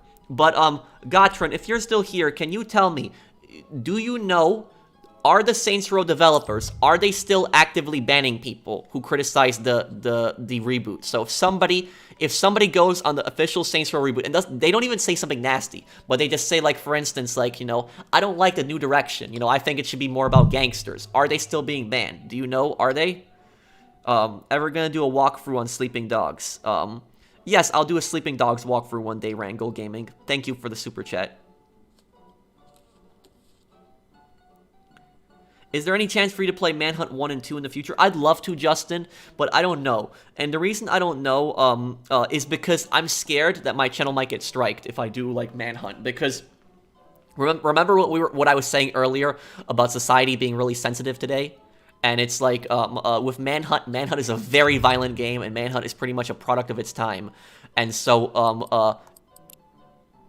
basically, if a game like Manhunt, I don't think would come out today. That's the point that I'm getting at. And if I played Manhunt, even though I have no problem with Manhunt, really, I don't have any problem with the game. If I played it, I'm scared that YouTube might give me a strike. Because when I played Call of Duty World at War, I got a strike when I played Call of Duty World at War. And I got a strike they said brutal content. Like, it was brutal content that they gave me a strike for in World at War. This is a game from, like, 2008. It was, you know, and there was other YouTubers who were doing the same game as me, but they didn't get a strike. And so I'm scared that if I play a game like Manhunt, which is way more violent than World at War, that I'm gonna get, like, another strike as well. And I'm just scared about that happening. And so that's why I might not, you know, play it. They do what the Saints Row Reddit does, and it's a Gotron. Oh, Saint is here. He used to be Saints Row videos.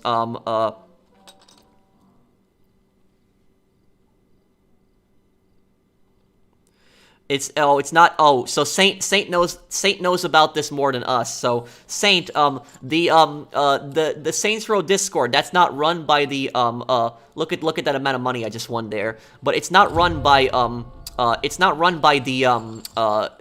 by the developers then. When is your next crazy current events video? Thank you, Eric, for the super chat. I don't know. I'll try to think of something soon to do. He capping, they don't ban people. I don't know, that's why I'm asking. I'm asking, people are telling me about this in the chat. I don't know.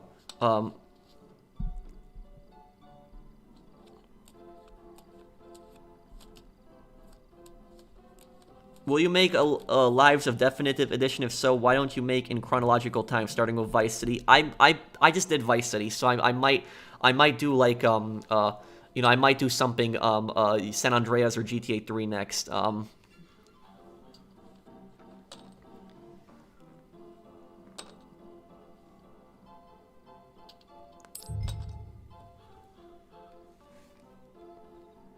These cards aren't good, I'm folding. Saint, are you still here, man?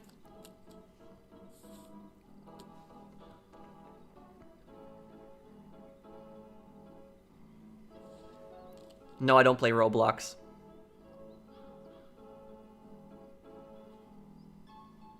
I know you can unlock Troy as a homie in Saints Row 2.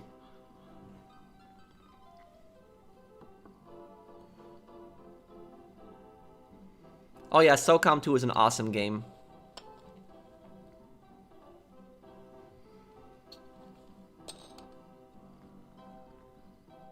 Hi, Daniel.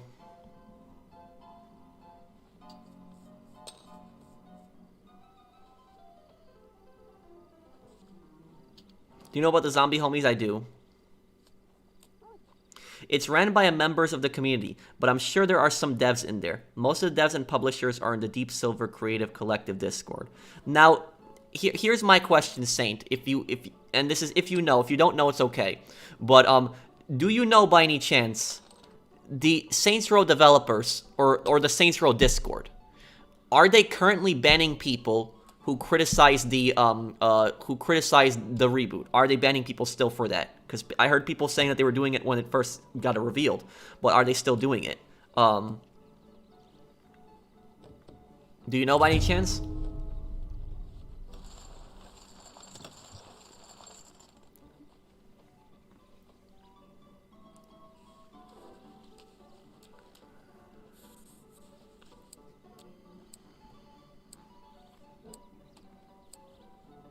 What do you think Johnny would do to the new Saints? I don't think Johnny would be too happy.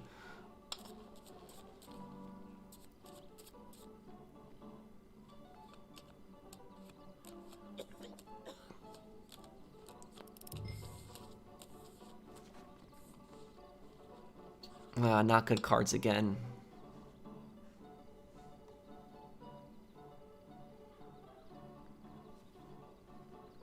I'm not entirely sure, but I've only ever been in RPG's Discord and only heard about it. Okay, Saint, it's fine. Don't worry about it, man. But another topic is I wanted to say that for you I think that you definitely took your channel in a good direction, Saint. I think that, like, you know, by changing your name from like Saints Row Videos to Saint, you know, you still have part of your original name, and now you know you can expand your channel into like a variety of content like I did. Like I was just like you.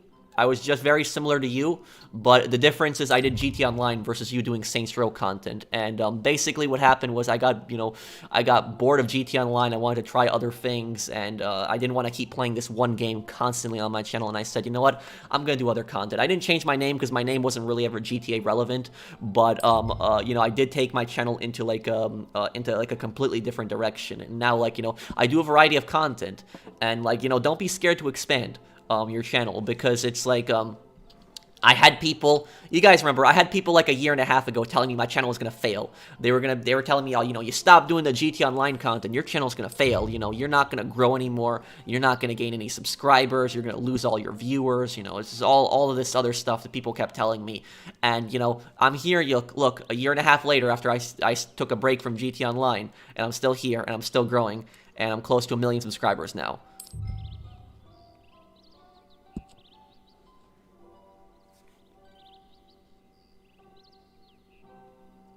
What is the most satisfying kill in the Saints Row series? The most satisfying kill in the Saints Row series?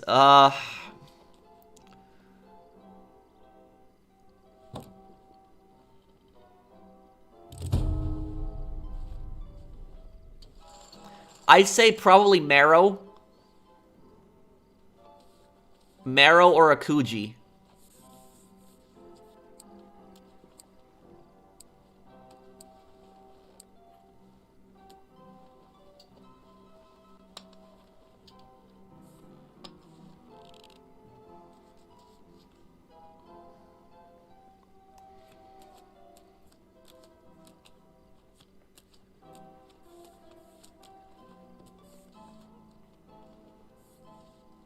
Not Shunichi.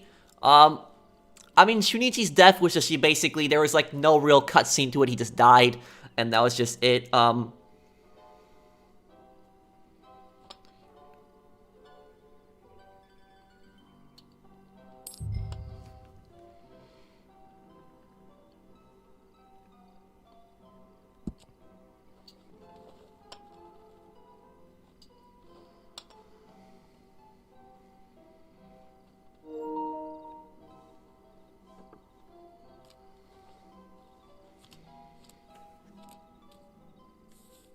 Oh yeah, Mr. Sunshine was definitely creepy. You still here, Saint? You ever played Fast and Furious Crossroads? Isn't that game that people were saying really sucked?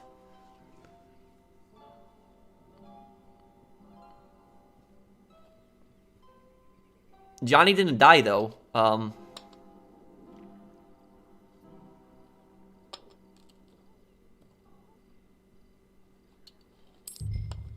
okay, Felix.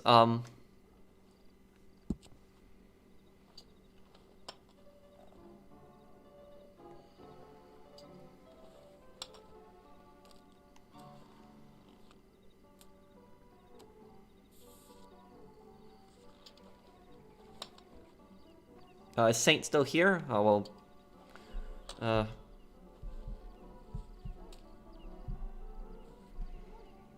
What hat are you wearing, Pro? I bought this hat like a year and a half ago. Saint is still here. Oh, I saw Saints Row's comments. Yes, Saints Row videos. That's what his channel used to be called. I saw his comments. I thought you were talking about Godzilla.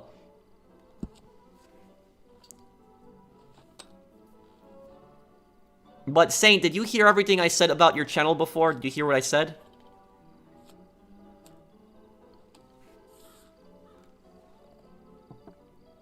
I have nothing good here. Time to fold.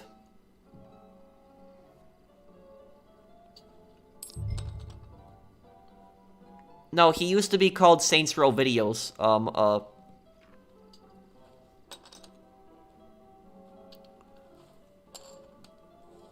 Yeah, man, I appreciate the advice. No problem. And look, what I'll tell you is, don't let people stress you out, because new people will find your content. You know, it's I am being honest when I tell you this. When you start doing videos that are not Saints Row videos, you're not going to get as many views as your Saints Row videos. That is true. But do not let that get you down, because eventually you're going to grow over time, and your channel's going to get bigger. That happened to me. When I stopped doing GT Online content, my views dropped dramatically at the first. And I started losing a lot of views, and I had some people unsubscribe too.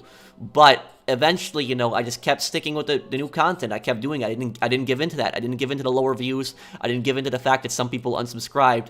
And I still kept doing what I wanted to do, despite some people complaining and being nasty to me. And now look at my channel a year and a half later. I'm still growing. I'm still doing well. I'm still fine. So it's you know, that's what I'll say is, you know, don't be stressed out about that.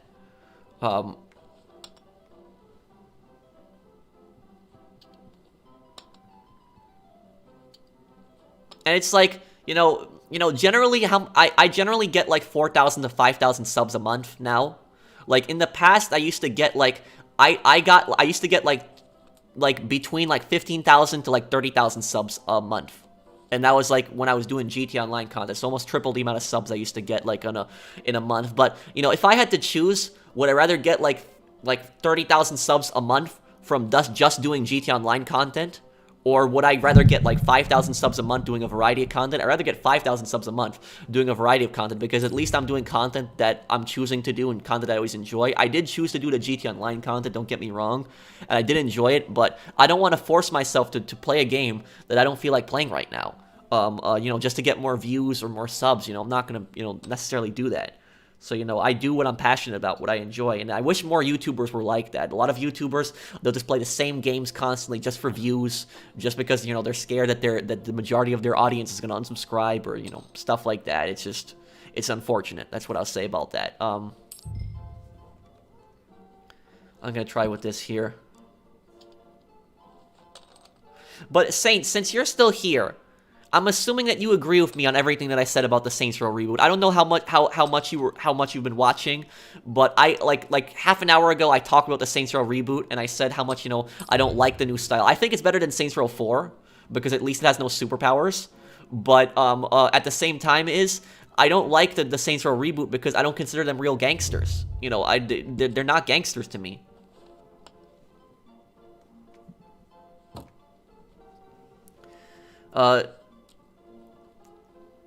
Tricky Mario, thank you for the super chat. Do you think it was stupid how certain Dr. Seuss books got pulled for being racist?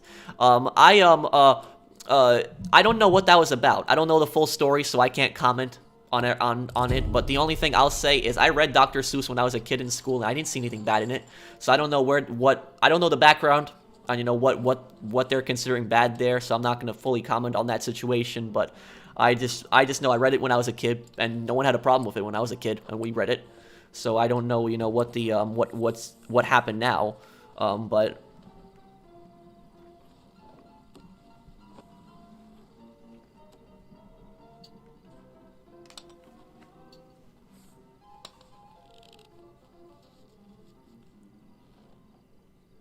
my favorite gang in Saints Row 1 is the Vice Kings. My favorite gang in Saints Row 2 is the Sons of Samedi.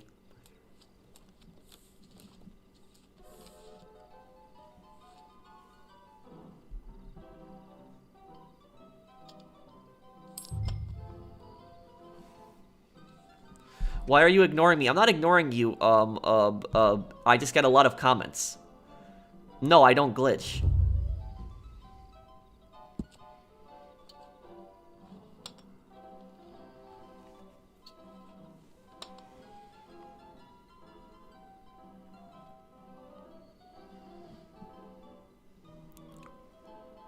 Is Saint still here?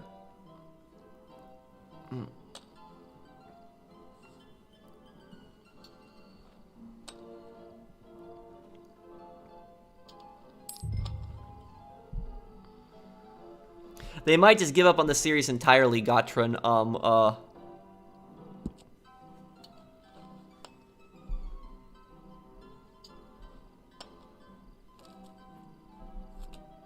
Yeah, I agree with everything you said on the reboot. Just unfortunate Volition called it Saints Row instead of just making a new IP. And, it was that,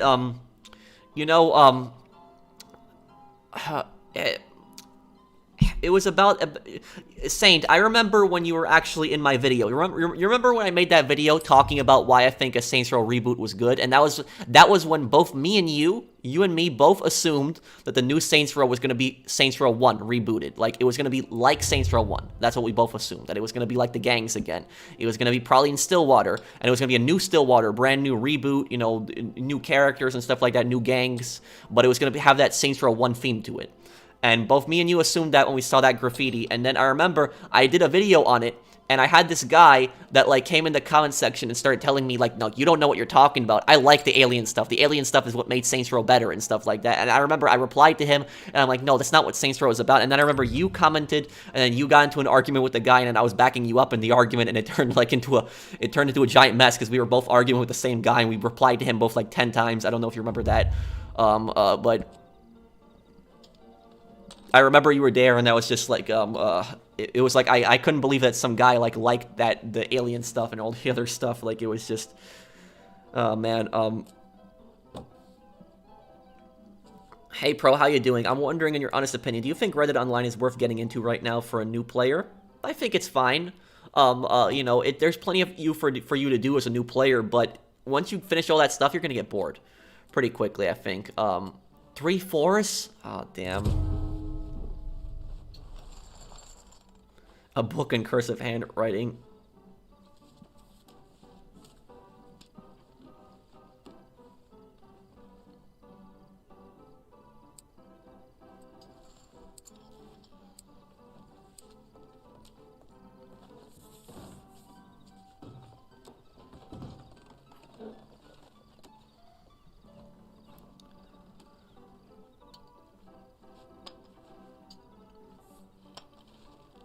Clearly, that guy's never played the first 2 Saints Rows, yeah. The marketing misled a lot of people, and yeah, I remember that. It still baffles me that people still call it a GTA clone. You know something, Saint? I'm actually...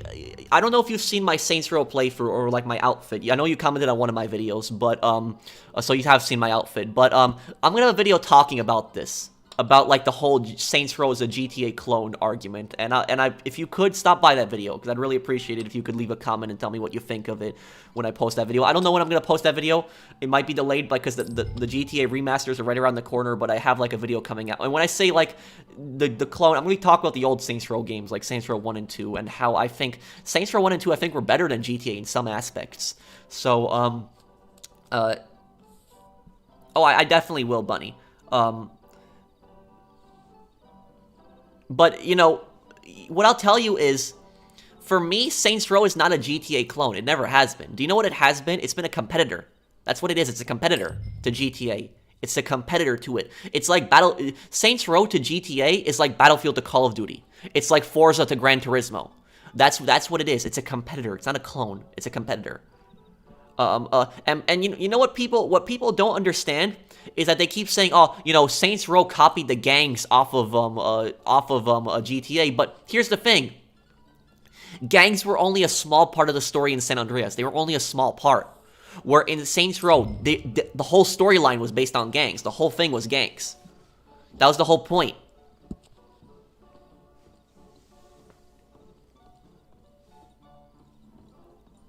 And at this point, I could make the argument that GTA Online is a Saints Row clone because of all the futuristic, stupid things that they added to GTA Online.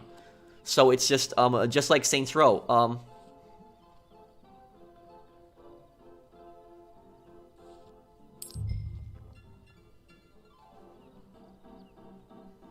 That's what I always liked about the old Saints Row. I like that in Saints Row, in the old Saints Rows, you could do a drive-by with an AK-47 or like an M4 or a shotgun even. That's what I liked about the old Saints Row games. Even an RPG or a sniper rifle, you could fire that out the window. If you're not the driver, you can only fire an SMG out the window, which is fine. But if you're the passenger in a vehicle, you should be able to fire an assault rifle out the window if you want to. And that's what I liked about the Saints Row games. You can do a drive-by with an AK.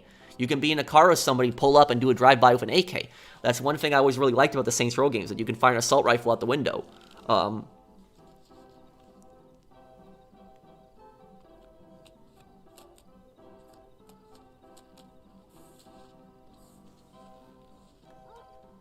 Okay, this will probably be my last hand here. Had some bad hands. You have never done a mobile game walkthrough? Not really, no. I could have done mobile Liberty City stories, but I think a lot of people would have been upset by that. I could have, I ended up doing the PS2 version. I heard about Saints Row because you're a good playthrough. Oh, thank you, Angry Man. Screw it, I'm gonna go all in on this. We'll see what happens here.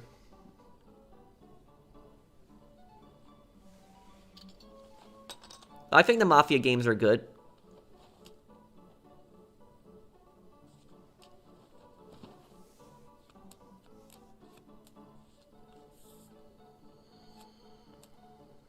Damn, look at those community cards, yeah. I got nothing there. Those are bad cards. Bro, you are so nice. Thank you, Kratos. I guess I'll probably leave here. I didn't do too well in those final hands.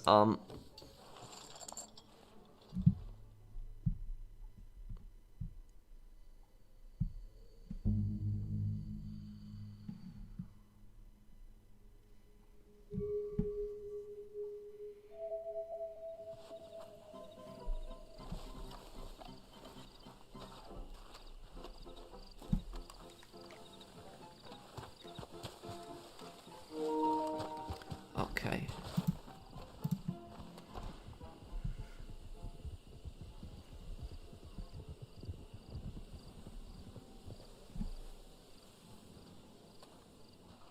Have you played the Sherlock Holmes games? Yes, that's right. That's one game that I want to do a playthrough of. I'm going to do a playthrough of the new Sherlock Holmes games. What's going on here?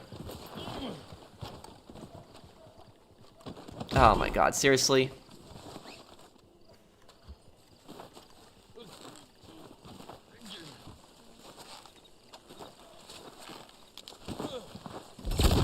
Oh my god, these guys.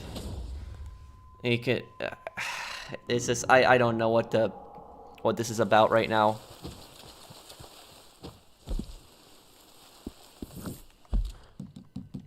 Hang on.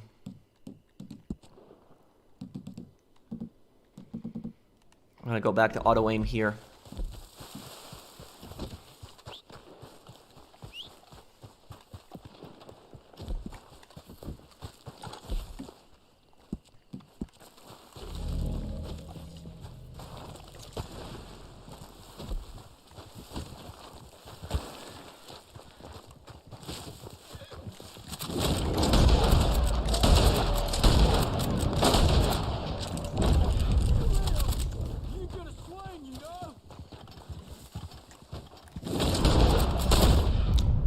Oh wow, explosive rounds, that's what he's gonna use too, so it's sick. Okay, you know what, screw this then. You know, I'm gonna do the new Sherlock Holmes game when it comes out. I played the old Sherlock Holmes games, and I'll definitely do them when they come out.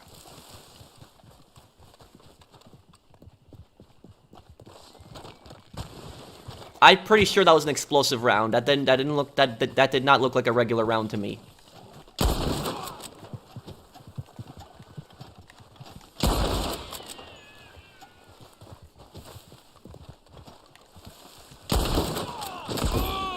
Yeah, see this.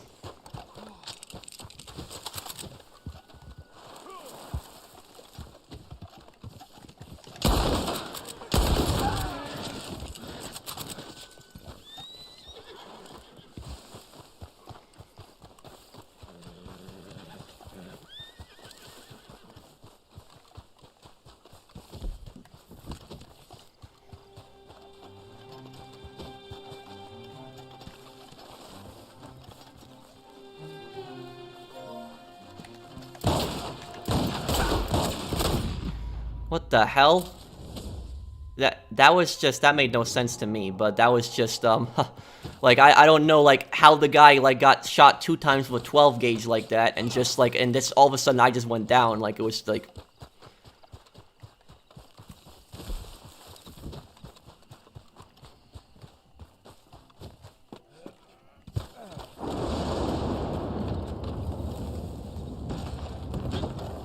You forget something? You pull a gun on me? You out of your damn mind? You'll be safe out there. Yeah, they're used, I feel like that's an explosive round there.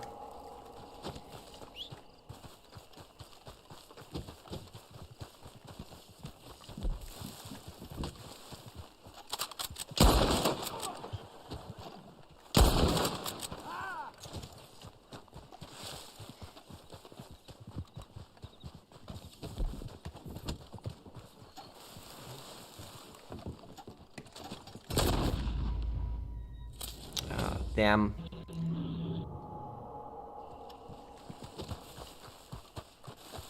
He's just gonna sit up there on the balcony.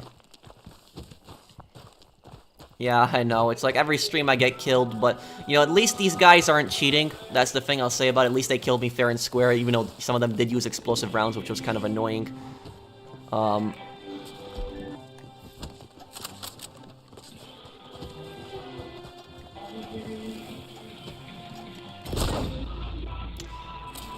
Yeah. He's either headshotting me or it's an explosive round.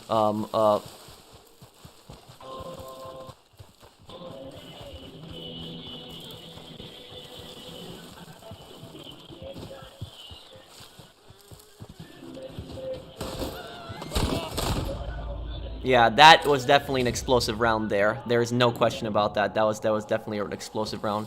No such thing as a rocket launcher in 1898.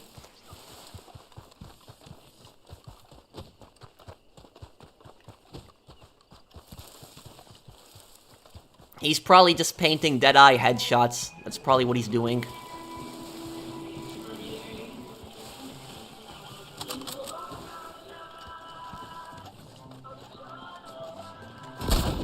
Yeah.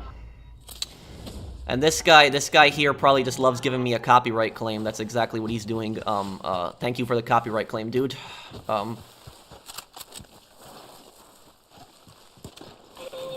Yeah, look at that, look at that. I just saw him go into Deadeye. So he's just, all he basically does is he just Deadeye headshots. That's just what he's doing.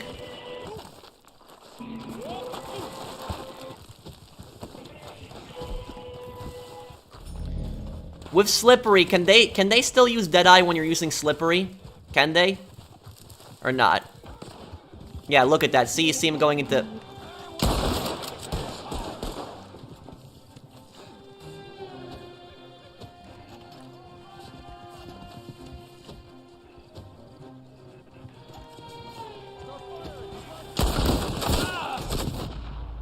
Damn, stupid tree got in the way. I'm so unlucky with this. They can't? Okay.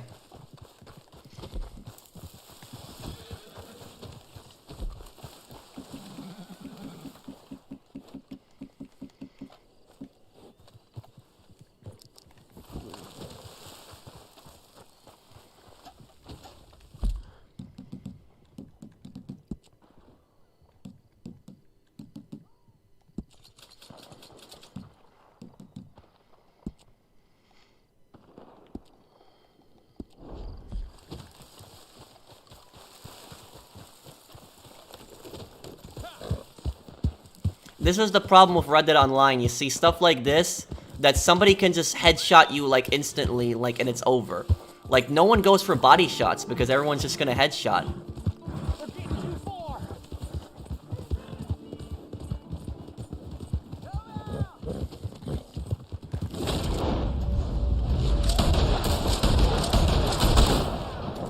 Yep, see? Without Deadeye, he can't do much.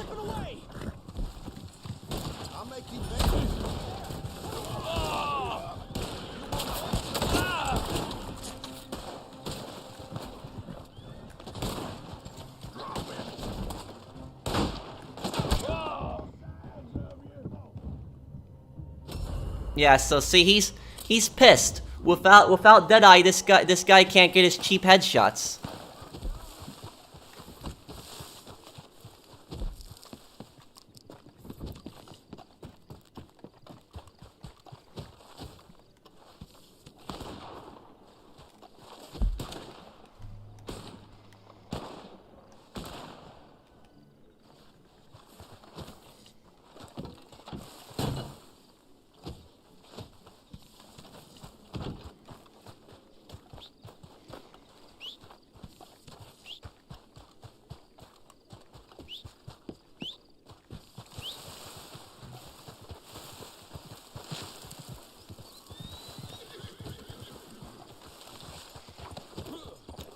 Turn on Slippery and Snipe at the same time? I might, but it's like, you know, it's just not worth fighting people like this, because, you know, they're not gonna, it's always something, whether it's explosive rounds or whether it's absolute headshot spam, it's always something. So it's like there's really nothing much you can do in a situation like that. They're just gonna be cheap. It's just a waste of time, really. You could be out doing other things in the world. But like you saw that like right there, guys, because that's what you can do with Slippery, because Slippery messes up your accuracy, but with a shotgun, you don't need that much accuracy.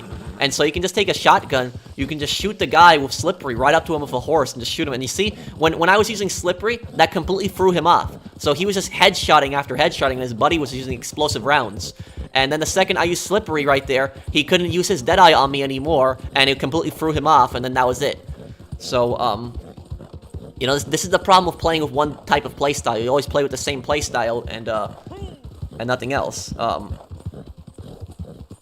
You know, if they put that same amount of effort into killing me as helping other people on this game, maybe, you know, helping people, you know, sell their businesses, or you're helping them with their moonshine, or helping people level up, they could actually help out a lot of people on this game, but instead they choose to waste their time doing nonsense like that and bothering other players.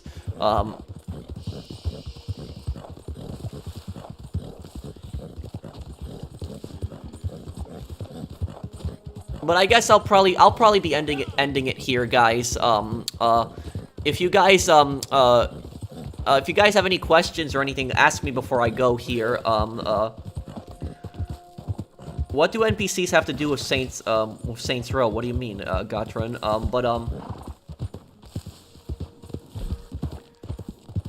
And I'm just gonna put on defensive mode too, so it's just.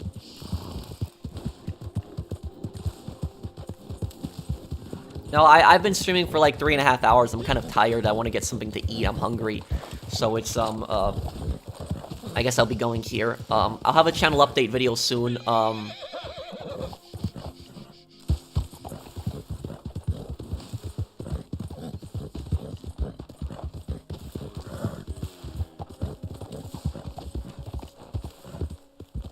Who is the stupidest Saints Row character? I would say in Saints Row 1, Angelo. I talked about that earlier.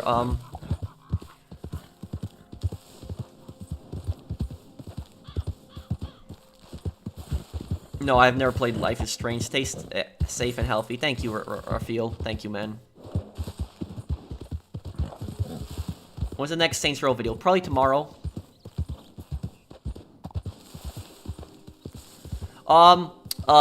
The Sumerian folklore. The ancient Sumerians worshipped the Galu, which were demons that look just like them. So if you look at the statues of the demons, they actually look kind of similar to them in a way.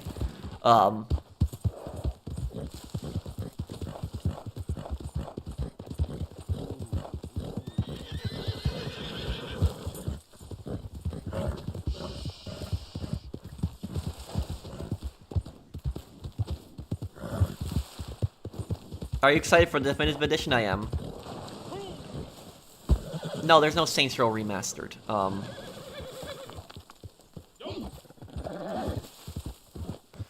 Personal, you're so cool, thank you. Do you think Rockstar can add a trading system where people can trade each other for items and have the ability to give other players items without trading? Yeah, they could, but you think Rockstar is gonna put that much effort into this game? Nah, they're gonna ignore it.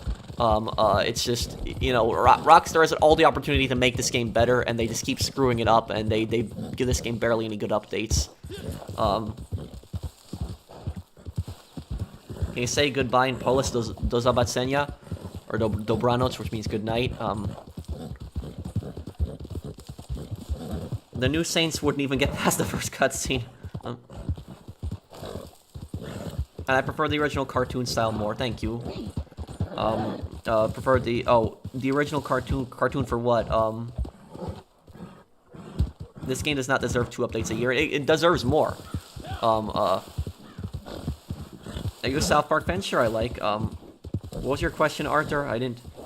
What do you think about Call of Duty and Battlefield? I think they both have an identity crisis. I think that, you know, the developers have been out of touch with a lot of this. So it's really foggy.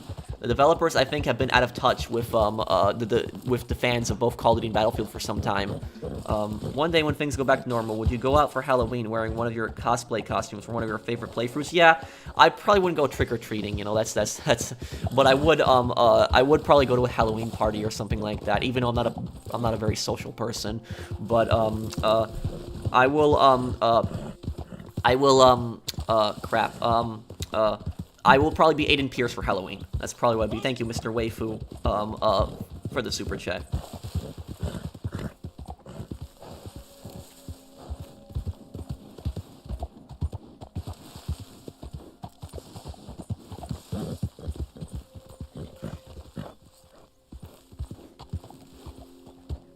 Why ignore my comment? I didn't, Eddie. There's a lot of people that are commenting. What about GTA lore videos?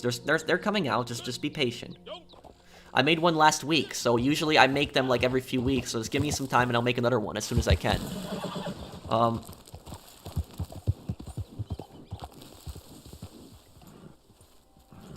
I don't know. I don't like to release a roadmap because then, you know, I might have things coming up in certain days and I don't want to be late on those days and constantly delay videos. So I just like to put them out whenever they're ready. I just tell people that I have one in being made soon, and that's, you know, what I'd like to leave it off at, because I don't no, I don't hate you, Vanessa. I don't know what you're talking about. There's a lot of people that are commenting. So I can't reply to everyone.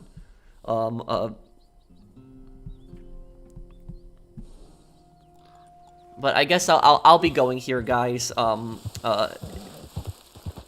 guess I'll be going here, guys. Thank you guys for watching, though. If you guys enjoyed this, please do drop a like, and if you're new to my channel and enjoy my content, do subscribe to me. I'll try to have some Red Dead videos out soon, but I'm trying to think of what I can do for Red Dead, because right now there's not that much content to cover. But thank you guys for watching. Hey, Pro, do you ever do a Saints Row lore videos? Yes, I have one planned soon, Moff, but when I beat Saints Row 1, probably, on Manuel, in the Carnales. But thank you, Moff, for the super chat. Thank you, everybody, for watching.